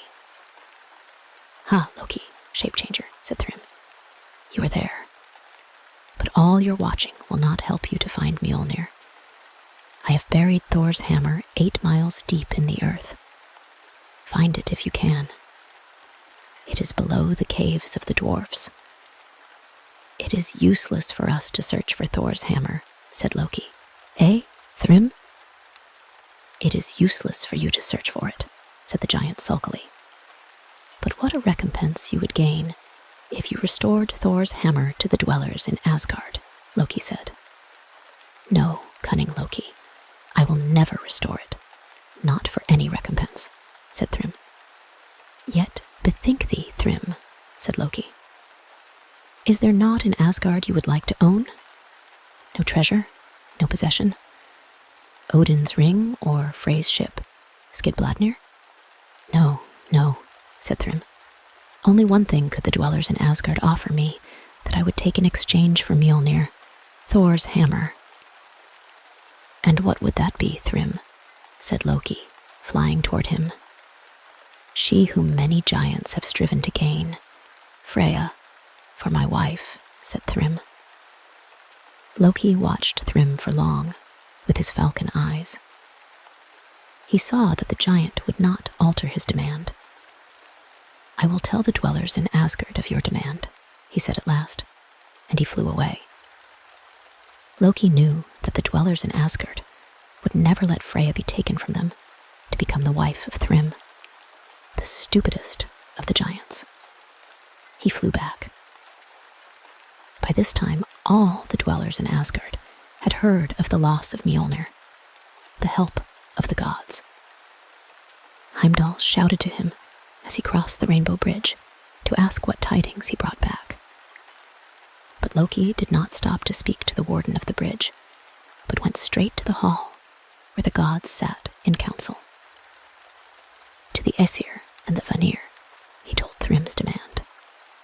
None would agree to let the beautiful Freya go live in Jotunheim as a wife to the stupidest of the giants. All in the council were cast down. The gods would never again be able to help mortal men, for now that Mjolnir was in the giants' hands, all their strength would have to be used in the defense of Asgard. So they sat in the council with looks downcast. But cunning Loki said, I have thought of a trick that may win back the hammer from stupid Thrym. Let us pretend to send Freya to Jotunheim as a bride for him. But let one of the gods go in Freya's veil and dress. Which of the gods would bring himself to do so shameful a thing? Said those in the council. Oh, he who lost the hammer, Thor, should be prepared to do as much to win it back, said Loki. Thor. Let Thor win back the hammer from Thrym by Loki's trick, said the Aesir and the Vanir. They left it to Loki to arrange how Thor should go to Jotunheim as a bride for Thrym. Loki left the council of the gods and came to where he had left Thor. There is but one way to win the hammer back, Thor, he said, and the gods in council have decreed that you shall take it. What is the way? Said Thor. But no matter what it is, tell me of it, and I shall do as thou dost say. Then, said laughing Loki, I am to take you to Jotunheim as a bride for Thrym. Thou art to go in bridal dress and veil, in Freya's veil and bridal dress. What? I dress in woman's garb? Shouted Thor. Yea, Thor, and wear a veil over your head and a garland of flowers upon it. I wear a garland of flowers, and rings upon thy fingers, and a bunch of housekeeper's keys in thy girdle. Cease thy mockery, Loki, said Thor roughly, or I shall shake thee. It is no mockery. Thou wilt have to do this to win Mjolnir back for the defense of Asgard. Thrym will take no other recompense than Freya. I would mock him by bringing thee to him in Freya's veil and dress. When thou art in his hall, and he asks thee to join hands with him, say thou wilt not until he puts Mjolnir into thy hands. Then, when thy mighty hammer is in thy holding, thou canst deal with him and with all in his hall, and I shall be with thee as thy bridesmaid.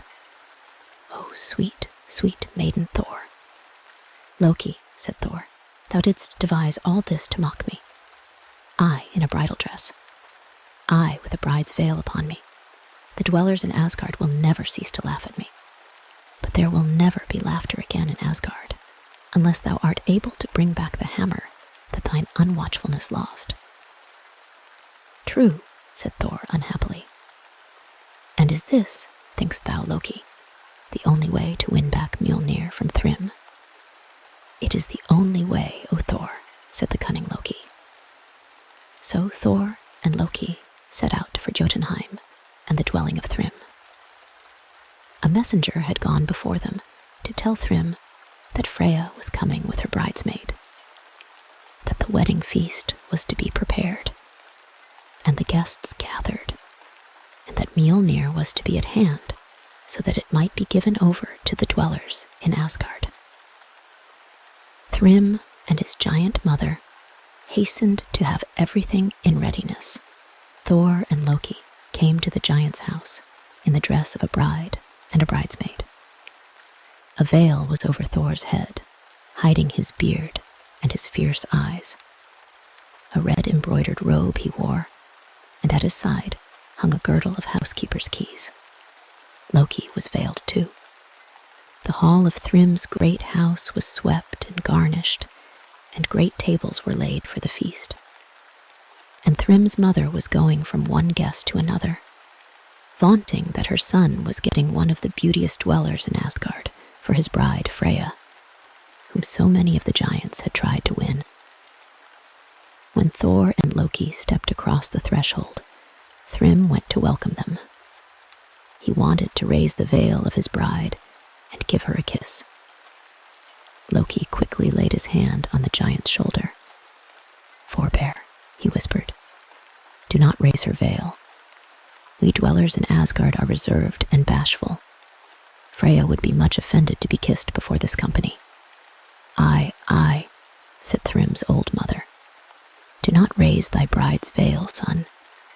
These dwellers in Asgard are more refined in their ways than we, the giants." Then the old woman took Thor by the hand and led him to the table. The size and the girth of the bride did not surprise the huge giants who were in the wedding company. They stared at Thor and Loki, but they could see nothing of their faces and little of their forms because of their veils. Thor sat at the table with Thrym on one side of him and Loki on the other. Then the feast began. Thor, not noticing that what he did was unbecoming to a refined maiden, ate 8 salmon right away. Loki nudged him and pressed his foot, but he did not heed Loki. After the salmon, he ate a whole ox. "These maids of Asgard," said the giants to each other. "They may be refined, as Thrym's mother says, but their appetites are lusty enough." "No wonder she eats, poor thing," said Loki to Thrym. "It is 8 days since we left Asgard, and Freya never ate upon the way. So anxious was she to see Thrym and to come to his house." Poor darling, said the giant. "What she has eaten is little after all." Thor nodded his head toward the mead vat. Thrym ordered his servants to bring a measure to his bride. The servants were kept coming with measures to Thor, while the giants watched, and while Loki nudged and nodded, he drank 3 barrels of mead. "Oh," said the giants to Thrym's mother, "we are not so sorry that we failed to win a bride from Asgard." And now a piece of the veil slipped aside, and Thor's eyes were seen for an instant. "Oh, how does it come that Freya has such glaring eyes?" said Thrym. Poor poor thing," said Loki. "No wonder her eyes are glaring and staring. She has not slept for 8 nights. So anxious was she to come to you and to your house, Thrym. But now the time has come for you to join hands with your bride. First, put into her hands the hammer Mjolnir, that she may know the great recompense that the giants have given for her coming. Then Thrym, the stupidest of the giants, rose up and brought Mjolnir, the defense of Asgard, into the feasting hall. Thor could hardly restrain himself from springing up and seizing it from the giant. But Loki was able to keep him still. Thrym brought over the hammer and put the handle into the hands of her whom he thought was his bride. Thor's hands closed on his hammer. Instantly he stood up. The veil fell off him. His countenance and his blazing eyes were seen by all. He struck one blow on the wall of the house. Down it crashed. Then Thor went striding out of the ruin with Loki beside him, while within the giants bellowed as the roof and walls fell down on them. And so was Mjolnir, the defense of Asgard, lost and won back. The end. Aegir's Feast, How Thor Triumphed. The time between midday and evening wore on while the Aesir and the Vanir gathered for the feast in old Aegir's hall, listened to the stories that Loki told in mockery of Thor. The night came, but no banquet was made ready for the dwellers in Asgard. They called to Aegir's 2 underservants, Fimafinger and Elder, and they bade them bring them a supper. Slight was what they got, but they went to bed saying, "Great must be the preparations that old Aegir is making to feast us tomorrow." The morrow came, and the midday of the morrow, and still the dwellers in Asgard saw no preparations being made for the banquet. Then Frey rose up and went to seek old Aegir, the giant king of the sea. He found him sitting with bowed head in his inner hall. "Ho, Aegir," he said, "what of the banquet that you have offered to the dwellers in Asgard?" Old Aegir mumbled and pulled at his beard. At last he looked his guest in the face and told why the banquet was not being made ready. The mead for the feast was not yet brewed, and there was little chance of being able to brew mead that would do for all, for Aegir's hall was lacking a mead kettle that would contain enough. When the Aesir and the Vanir heard this, they were sorely disappointed. Who now, outside of Asgard, would give them a feast? Aegir was the only one of the giants who was friendly to them, and Aegir could not give them full entertainment. Then a giant youth who was there spoke up and said, "My kinsman, the giant Hreimr, has a mead kettle that is a mile wide. If we could bring Hreimer's kettle here, what a feast we might have." "One of us can go for that kettle," Frey said. "Ah, but Hreimer's dwelling is beyond the deepest forest and behind the highest mountain," the giant youth said. "And Hreimr himself is a rough and a churlish one to call on." "Still, one of us should go," Frey said. "I will go to Hreimer's dwelling," said Thor, standing up. "I will go to Hreimer's dwelling and get the mile-wide kettle from him by force or cunning." He had been sitting subdued under the mocking tales that Loki told of him, and he was pleased with this chance to make his prowess plain to the Aesir and the Vanir. He buckled on the belt that doubled his strength. He drew on the iron gloves that enabled him to grasp Mjolnir. He took his hammer in his hands, and he signed to the giant youth to come with him and be his guide. The Aesir and the Vanir applauded Thor as he stepped out of old Aegir's hall. But Loki, mischievous Loki, threw a jibe after him. "Do not let the hammer out out of your hands this time, bride of Thrym," he shouted. Thor, with the giant youth to guide him, went through the deepest forest and over the highest mountain. He came at last to the giant's dwelling. On a hillock before Hrymer's house was a dreadful warden. A giant crone she was, with heads a many growing out of her shoulders. She was squatting down on her ankles, and her heads, growing in bunches, were looking in different directions. As Thor and the giant youth came near, screams and yelps came from all her heads. Thor grasped his hammer and would have flung it at her if a giant woman, making a sign of peace, had not come to the door of the dwelling. The youthful giant, who was with Thor, greeted her as his mother. "Son, come within," said she, "and you may bring your fellow farer with you." The giant crone, she was Hrymer's grandmother, kept up her screaming and yelping. But Thor went past her and into the giant's dwelling. When she saw that it was one of the dwellers in Asgard who had come with her son, the giant woman grew fearful for them both. "Hrymer," she said, "will be in a rage to find one of the Aesir under his roof. He will strive to slay you." "It is not likely he will succeed," Thor said, grasping Mjolnir, the hammer that all the giant race knew of and dreaded. "Hide from him," said the giant woman. "He may injure my son in his rage to find you here." "I am not wont to hide from the giants," Thor said. "Hide only for a little while." "Hide until Hrymer has eaten," the giant woman pleaded. "He comes back from the chase in a stormy temper. After he has eaten, he is easier to deal with. Hide until he has finished supper." Thor at last agreed to do this. He and the giant youth hid behind a pillar in the hall. They were barely hidden when they heard the clatter of the giant's steps as he came through the courtyard.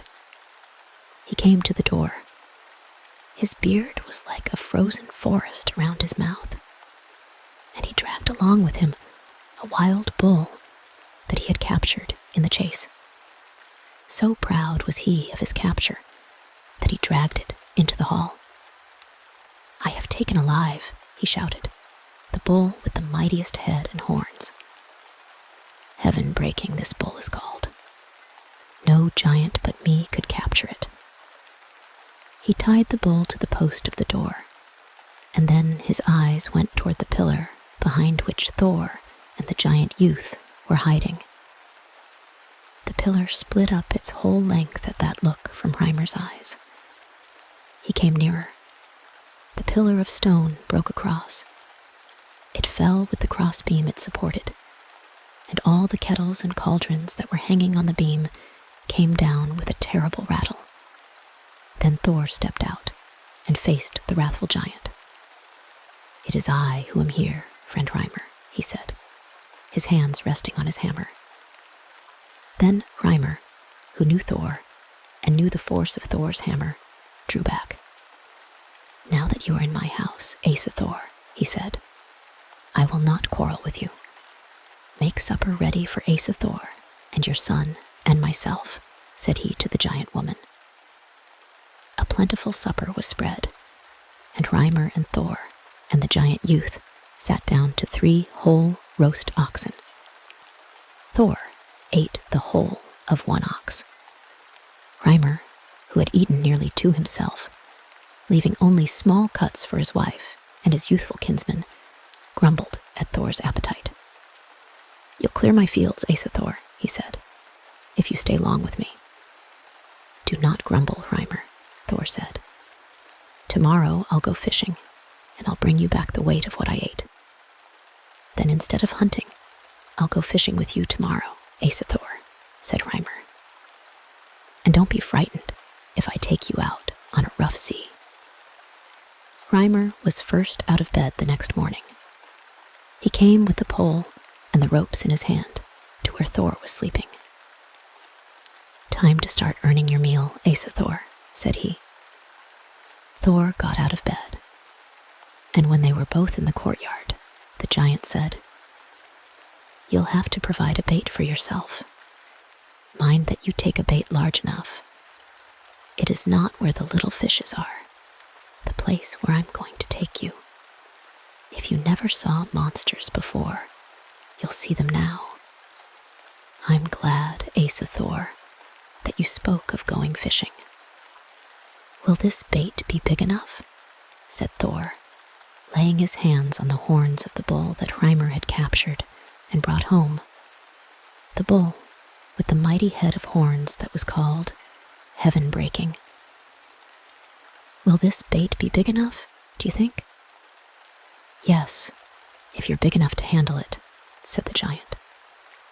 Thor said nothing, but he struck the bull full in the middle of the forehead with his fist. The great creature fell down dead. Thor then twisted the bull's head off. "I have my bait, and I'm ready to go with you, Hreimer," he said. Hreimer had turned away to hide the rage he was in at seeing Thor do such a feat. He walked down to the boat without speaking. "You may row for the first few strokes," said Hreimer when they were in the boat. "But when we come to where the ocean is rough, why, I'll take the oars from you."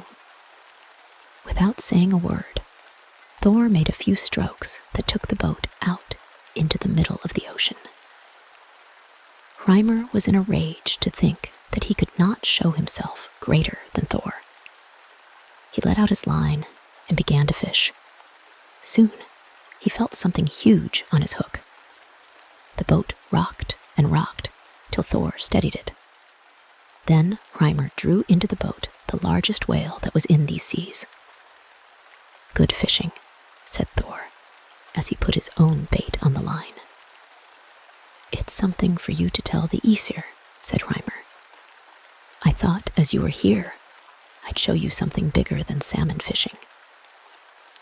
"I'll try my luck now," said Thor. He threw out a line that had at the end of it the mighty horned head of the great bull. Down, down the head went. It passed where the whales swim, and the whales were afraid to gulp at the mighty horns. Down, down it went till it came near where the monster serpent that coils itself round the world abides. It reared its head up from its serpent coils as Thor's bait came down through the depths of the ocean. It gulped at the head and drew it into its gullet. There the great hook stuck. Terribly surprised was the serpent monster. It lashed the ocean into a fury. But still, the hook stayed. Then it strove to draw down to the depths of the ocean the boat of those who had hooked it. Thor put his legs across the boat and stretched them till they touched the bottom bed of the ocean. On the bottom bed of the ocean, Thor stood, and he pulled on his line. The serpent monster lashed the ocean into fiercer and fiercer storms, and all the world's ships were hurled against each other and wrecked and tossed. But it had to loosen coil after coil of the coils it makes around the world. Thor pulled and pulled. Then the terrible head of the serpent monster appeared above the waters. It reared over the boat that Hreimer sat in, and that Thor straddled across. Thor dropped the line and took up Mjolnir, his mighty hammer. He raised it to strike the head of the serpent monster, whose coils go round the world. But Hreimer would not have that happen. Rather than have Thor pass him by such a feat, he cut the line, and the head of the serpent monster sank back into the sea. Thor's hammer was raised. He hurled that hammer that always came back to his hand. It followed the sinking head through fathom after fathom of the ocean depth. It struck the serpent monster a blow, but not such a deadly blow as would have been struck if the water had not come between. a bellow of pain came up from the depths of the ocean. Such a bellow of pain that all in Jotunheim were affrighted. "This surely is something to tell the Aesir of," said Thor. "Something to make them forget Loki's mockeries." Without speaking, Hreimr turned the boat and rowed toward the shore, dragging the whale in the wake. He was in such a rage to think that one of the Aesir had done a feat surpassing his that he would not speak. At supper, too, he remained silent, but Thor talked for two, boasting loudly of his triumph over the monster serpent. "No doubt you think yourself very powerful, Asa Thor," Hreimr said at last. "Well, do you think you are powerful enough to break the cup that is before you?" Thor took up the cup, and with a laugh, he hurled it against the stone pillar of the house. The cup fell down on the floor without a crack or a dint in it, but the pillar was shattered with the blow. The giant laughed. "So feeble are the folk of Asgard," he said. Thor took up the cup again and flung it with greater force against the stone pillar. And again the cup fell to the ground without a crack or a dint. Then he heard the woman who was the mother of the giant youth sing softly as she plied her wheel behind him, not at the pillar of the stead, but at Hreimr's massy head. "When you next the goblet throw, let his head receive the blow." Thor took the cup up again. He flung it, not at the pillar this time, but at Hreimr's head. It struck the giant full on the forehead and fell down on the floor in pieces. And Hreimer's head was left without a dint or crack. "Ha, so you can break a cup. But can you lift up my mile-wide kettle?" cried the giant. "Show me where your mile-wide kettle is, and I shall try to lift it," said Thor. The giant took up the flooring and showed him the mile-wide kettle down in the cellar. Thor stooped down and took the kettle by the brim. He lifted it slowly, as if with a mighty effort. "You can lift, but can you carry it?" said the giant. "I will try to do that," said Thor. He lifted the kettle up and placed it on his head. He strode to the door and out of the house before the giant could lay hands on him. Then, when he was outside, he started to run. He was across the mountain before he looked behind him. He heard a yelping and a screaming, and he saw the giant crone with the bunch of heads running after him. Up hill and down Dale Thor raced, the mile-wide kettle on his head, and the giant crone in chase of him. Through the deep forest, he ran and over the high mountain, but still bunch of heads kept him in chase. But at last, jumping over a lake, she fell in, and Thor was free of his pursuer. And so, back to the Aesir, and the Vanir Thor came in triumph, carrying on his head the mile-wide kettle.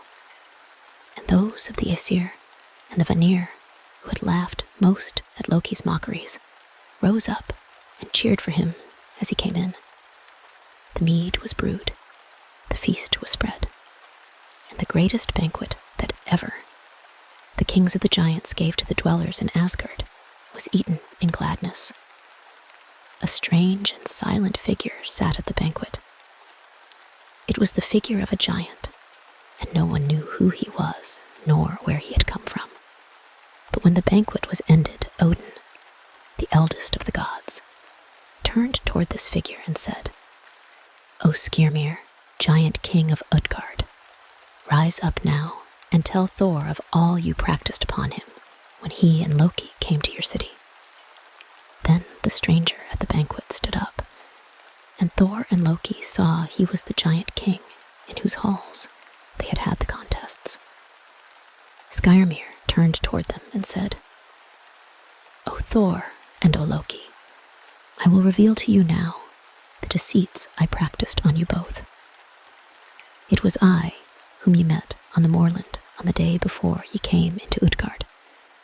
I gave you my name as Skirmir, and I did all I might do to prevent your entering our city, for the giants dreaded a contest of strength with Asa Thor. Now hear me, O Thor. The wallet I gave for you to take provisions out of was tied with magic knots. No one could undo them by strength or cleverness. And while you were striving to undo them, I placed a mountain of rock between myself and you. The hammer blows, which as you thought struck me, struck the mountain and made great clefts and gaps in it. When I knew the strength of your tremendous blows, I was more and more in dread of your coming into our city. I saw you would have to be deceived by magic. Your lad, the Alfie, was the one whom I first deceived, for it was not a giant youth who raced against him, but thought itself. And even you, O Loki, I deceived. For when you tried to make yourself out the greatest of eaters, I pitted against you, not a giant, but fire that devours everything. You, Thor, were deceived in all the contests. After you had taken the drinking horn in your hands, we were all affrighted to see how much you were able to gulp down. For the end of that horn was in the sea, and Aegir, who is here, can tell you that after you had drunk from it, the level of the sea went down. The cat, whom you strove to lift, was Nidhogg, the dragon that gnaws at the roots of Yggdrasil, the tree of trees. Truly, we were terrified when we saw that you made Nidhogg budge. When you made the back of the cat reach the roof of our palace, we said to ourselves, Thor is the mightiest of all the beings we have known. Lastly, you strove with the hag Ellie. Her strength seemed marvelous to you, and you thought yourself disgraced because you could not throw her. But know, Thor, that Ellie, whom you wrestled with, was old age herself. We were terrified again to see that she who can overthrow all was not able to force you prone upon the ground. So Skirmir spoke, and then left the hall. And once more the Aesir and the Vanir stood up and cheered for Thor, the strongest of all who guarded Asgard. The end. The dwarf's hoard and the curse that it brought. Now, old Aegir's feast was over, and all the Aesir and the Vanir made ready for their return to Asgard. Two only went on another way, Odin, the eldest of the gods, and Loki, the mischievous. Loki and Odin laid aside all that they had kept of the divine power and the divine strength. They were going into the world of men, and they would be as men merely. Together, they went through Midgard, mingling with men of all sorts, kings and farmers, outlaws and true men, warriors and householders, thralls and counselors, courteous men and men who were ill-mannered. One day, they came to the bank of a mighty river, and there they rested, listening to the beat of iron upon iron in a place nearby. Presently, on a rock in the middle of the river, they saw an otter come. The otter went into the water and came back to the rock with a catch of salmon. He devoured it there. Then Odin saw Loki do a senseless and an evil thing. Taking up a great stone, he flung it at the otter. The stone struck the beast on the skull and knocked him over dead. Loki, Loki, why hast thou done a thing so senseless and so evil? Odin said. Loki only laughed. He swam across the water and came back with the creature of the river. Why didst thou take the life of the beast? Odin said. The mischief in me made me do it, said Loki. He drew out his knife, and ripping the otter up, he began to flay him. When the skin was off the beast, he folded it up and stuck it in his belt. Then Odin and he left that place by the river. They came to a house with two smithies beside it. and from the smithies came the sound of iron beating upon iron. They went within the house, and they asked that they might eat there and rest themselves. An old man who was cooking fish over a fire pointed out a bench to them. "Rest there," said he, "and when the fish is cooked, I will give you something good to eat. My son is a fine fisher, and he brings me salmon of the best." Odin and Loki sat on the bench, and the old man went on with his cooking. "My name is Hreidmar," he said, "and I have 2 sons who work in the smithies without. I have a 3rd son also. It is he who does the fishing for us. And who may ye be, O wayfaring men?" Loki and Odin gave names to Hreidmar that were not the names by which they were known in Asgard or on Midgard. Hreidmar served fish to them, and they ate. "And what adventures have you met upon your travels?" Hreidmar asked. "Few folk come this way to tell me of happenings. I killed an otter with a cast of a stone," Loki said with a laugh. "You killed an otter," Hreidmar said. "Where did you kill one?" "Where I killed him is of no import to you, old man," said Loki. "His skin is a good one, however. I have it at my belt." Hreidmar snatched the skin out of Loki's belt. As soon as he held the skin before his eyes, he shrieked out, "Fafnir, Regan, my sons, come here and bring the thralls of your smithies. Come, come." "Why dost thou make such an outcry, old man?" said Odin. "Ye have slain my son Otter," shrieked the old man. "This in my hands is the skin of my son." As Hreidmar said this, 2 young men bearing the forehammers of the smithies came in, followed by the thralls. "Strike these men dead with your forehammers, O Fafnir, O Regan," their father cried. Otter, who used to stay in the river, and whom I changed by enchantment into a river beast that he might fish for me, has been slain by these men. "Peace," said Odin. "We have slain thy son, it would seem, but it was unwittingly that we did the deed. We will give a recompense for the death of thy son." "What recompense will ye give?" said Hreidmar, looking at Odin with eyes that were small and sharp. Then did Odin, the eldest of the gods, say a word that was unworthy of his wisdom and his power. He might have said, "I will bring thee a draught of Mimir's well water as a recompense for thy son's death." But instead of thinking of wisdom, Odin All-Father thought of gold. "Set a price on the life of thy son, and we will pay that price in gold," he said. "Maybe ye are great kings traveling through the world," Hreidmar said. "If ye are, ye will have to find gold that will cover every hair upon the skin of him whom ye have killed." Then did Odin, his mind being fixed upon the gold, think upon a certain treasure, a treasure that was guarded by a dwarf. No other treasure in the 9 worlds would be great enough to make the recompense that Hreidmar claimed. He thought upon this treasure, and he thought on how it might be taken, and yet he was ashamed of his thought. "Dost thou, Loki, know of Andvari's hoard?" he said. "I know of it," said Loki sharply, "and I know where it is hidden. Wilt thou, Odin, win leave for me to fetch Andvari's hoard?" Odin spoke to Hreidmar. "I will stay with thee as a hostage," he said. "If thou wilt let this one go to fetch a treasure that will cover the otter's skin hair by hair."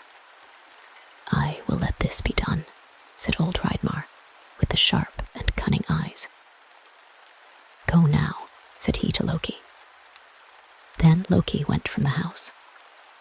Andvari was a dwarf who, in the early days, had gained for himself the greatest treasure in the 9 worlds. So that he might guard this treasure unceasingly, he changed himself into a fish, into a pike, and he swam in the water before the cave where the hoard was hidden. All in Asgard knew of the dwarf, and of the hoard he guarded. And there was a thought amongst all that this hoard was not to be meddled with, and that some evil was joined to it. But now Odin had given the word that it was to be taken from the dwarf. Loki set out for Andvari's cave rejoicingly. He came to the pool before the cave, and he watched for a sight of Andvari. Soon he saw the pike swimming cautiously before the cave. He would have to catch the pike and hold him till the treasure was given for ransom. As he watched, the pike became aware of him. Suddenly, he flung himself forward in the water and went with speed down the stream. Not with his hands, and not with any hook and line, could Loki catch that pike. How then could he take him? Only with a net that was woven by magic. Then Loki thought of where he might get such a net. Ran, the wife of old Aegir, the giant king of the sea, had a net that was woven by magic. In it, she took all that was wrecked on the sea. Loki thought of Ran's net, and he turned and went back to Aegir's hall to ask for the queen. But Ran was seldom in her husband's dwelling. She was now down by the rocks of the sea. He found Ran, the cold queen, standing in the flow of the sea, drawing out of the depths with the net that she held in her hands every piece of treasure that was washed that way. She had made a heap of the things she had drawn out of the sea, corals and amber, and bits of gold and silver, but still she was plying her net greedily. "Thou knowst me, Aegir's wife," said Loki to her. "I know thee, Loki," said Queen Ran. "Lend me thy net," said Loki. "That I will not do," said Queen Ran. "Lend me thy net, that I may catch Andvari, the dwarf, who boasts that he has a greater treasure than ever thou wilt take out of the sea," said Loki. The cold queen of the sea ceased plying her net. She looked at Loki steadily. Yes, if he were going to catch Andvari, she would lend her net to him. She hated all the dwarves, because this one and that one had told her they had greater treasures than ever she would be mistress of. But especially she hated Andvari, the dwarf, who had the greatest treasure in the 9 worlds. "There is nothing more to gather here," she said, "and if thou wilt swear to bring me back my net by tomorrow, I shall lend it to you." "I swear by the sparks of Muspelheim that I will bring thy net back to thee by tomorrow, O Queen of Aegir," Loki cried.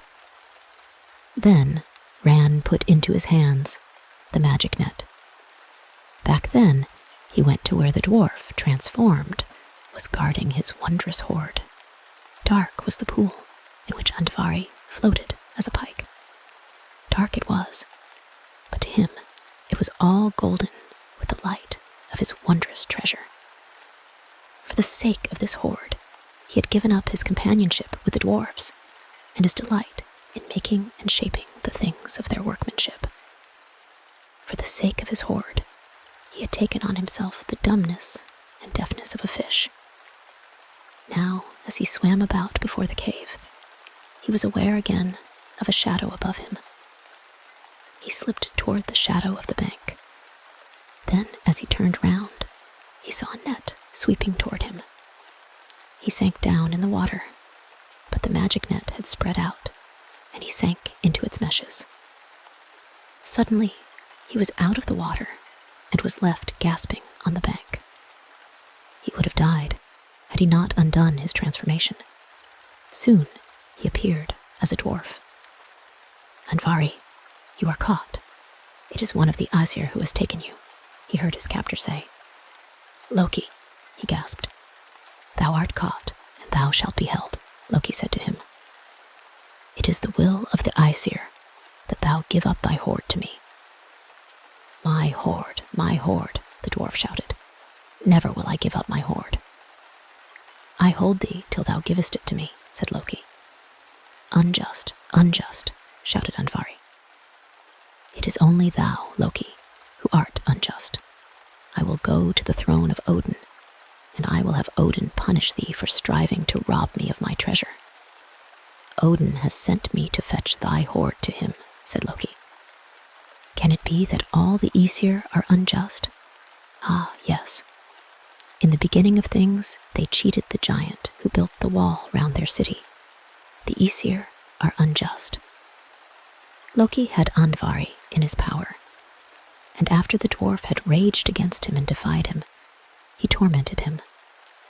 At last, trembling with rage, and with his face covered with tears, Andvari took Loki into his cavern, and turning a rock aside, showed him the mass of gold and gems that was his hoard.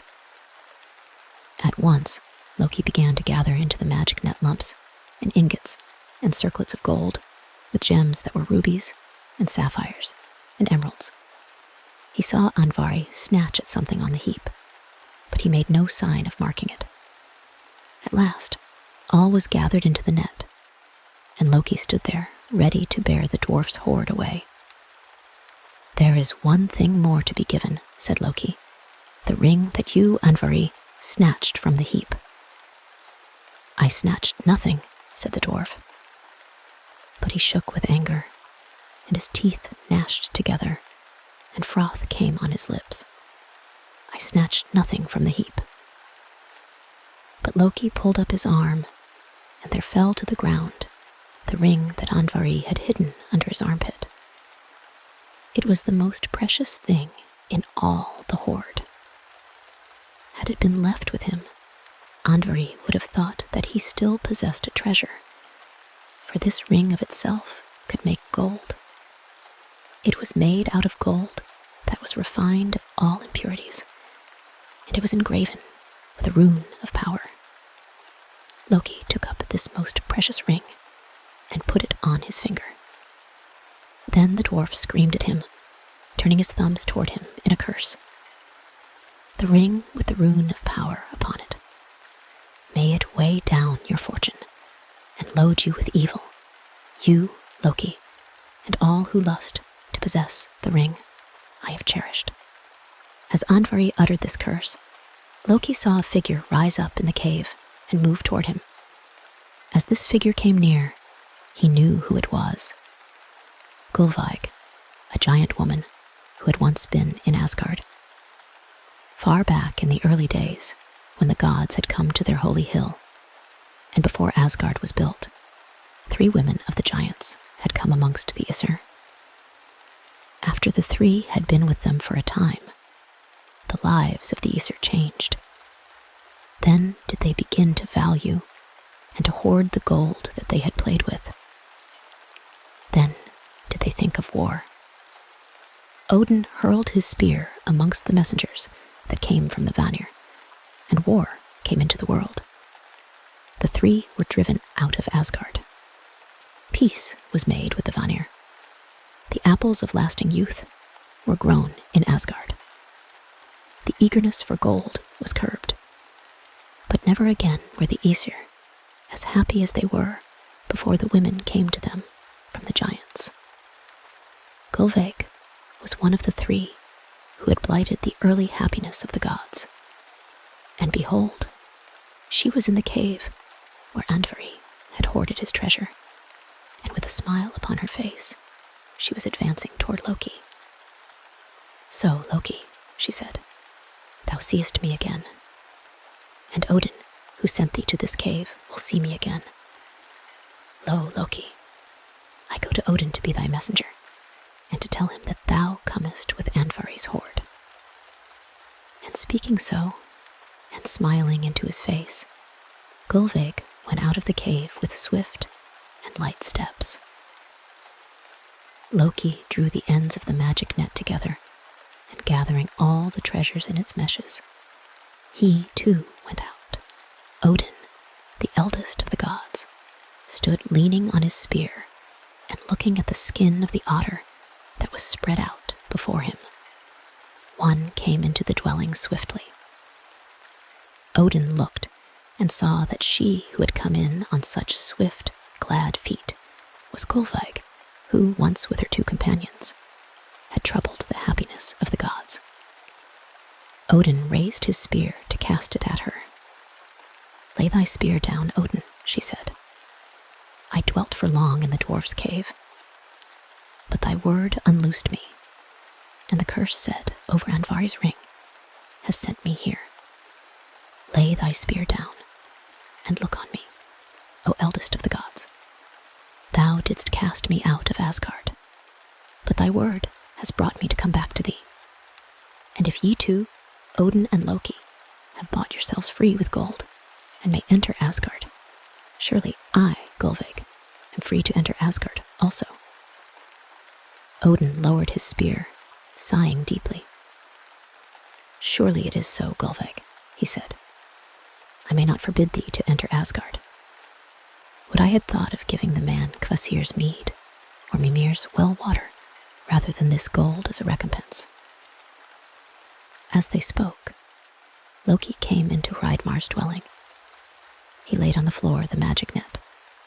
Old Hreidmar with his sharp eyes, and huge Fafnir, and lean and hungry-looking Regan came in to gaze on the gold and gems that shone through the meshes. They began to push each other away from gazing at the gold. Then Hreidmar cried out, "No one may be here but these 2 kings and I, while we measure out the gold and gems, and see whether the recompense be sufficient. Go without, sons of mine." Then Fafnir and Regan were forced to go out of the dwelling. They went out slowly, and Gullveig went with them, whispering to both. With shaking hands, old Hreidmar spread out the skin that once covered his son. He drew out the ears, and the tail, and the paws, so that every single hair could be shown. For long he was on his hands and knees, his sharp eyes searching over every line of the skin. And still on his knees he said, "Begin now, O kings, and cover with a gem or a piece of gold every hair on the skin that was my son's." Odin stood leaning on his spear, watching the gold and gems being paid out. Loki took the gold, the ingots and the lumps and the circlets. He took the gems, the rubies and the emeralds and the sapphires, and he began to place them over each hair. Soon, the middle of the skin was all covered. Then he put the gems and the gold over the paws and the tail. Soon, the otter skin was so glittering that one would think it could light up the world. And still, Loki went on finding a place where a gem or a piece of gold might be put. At last, he stood up. Every gem and every piece of gold had been taken out of the net, and every hair on the otter skin had been covered with a gem or a piece of gold. And still, old Hreidmar, on his hands and knees, was peering over the skin, searching for a hair that was not covered. At last, he lifted himself up on his knees. His mouth was open, but he was speechless. He touched Odin on the knees, and when Odin bent down, he showed him a hair upon the lip that was left uncovered. "What meanest thou?" Loki said, turning upon the crouching man. "Your ransom is not paid yet. Look, here is still a hair uncovered. You may not go until every hair is covered with gold or a gem." "Peace, old man," said Loki roughly. "All the dwarf's hoard has been given thee." "You may not go until every hair has been covered," Hreidmar said again. "There is no more gold or gems," Loki answered. "Then ye may not go," cried Hreidmar, springing up. It was true. Odin and Loki might not leave that dwelling until the recompense they had agreed to was paid in full. Where now would the Aesir go for gold? And then Odin saw the gleam of gold on Loki's finger. It was the ring he had forced from Andvari. "Thy finger ring," said Odin. "Put thy finger ring over the hair on the otter's skin." Loki took off the ring that was engraved with the rune of power, and he put it on the lip hair of the otter's skin. Then Hreidmar clapped his hands and screamed aloud. Huge Fafnir and lean and hungry-looking Regan came within, and Gulvig came behind them. They stood around the skin of the sun and the brother that was all glittering with gold and gems. But they looked at each other more than they looked on the glittering mass. And very deadly were the looks that Fafnir and Regan cast upon their father and cast upon each other. Over Bifrost, the Rainbow Bridge, went all of the Aesir and the Vanir that had been at Old Eager's feast, Frey and Freya, Frigga, Iduna, and Sif, Tyr with his sword, and Thor in his chariot, drawn by the goats. Loki came behind them, and behind them all came Odin, the father of the gods. He went slowly with his head bent, for he knew that an unwelcome one was following. Gulveig, who once had been cast out of Asgard, and whose return now the gods might not gainsay. The end. Thank you for taking the time to listen along with me this evening. I hope this has helped to relax you, and that you have enjoyed the story. If there are any stories you would like to hear in the future, please leave a comment in the section below. And please consider subscribing so that you won't miss out on all the stories coming to the channel very soon. And until next time, goodbye for now.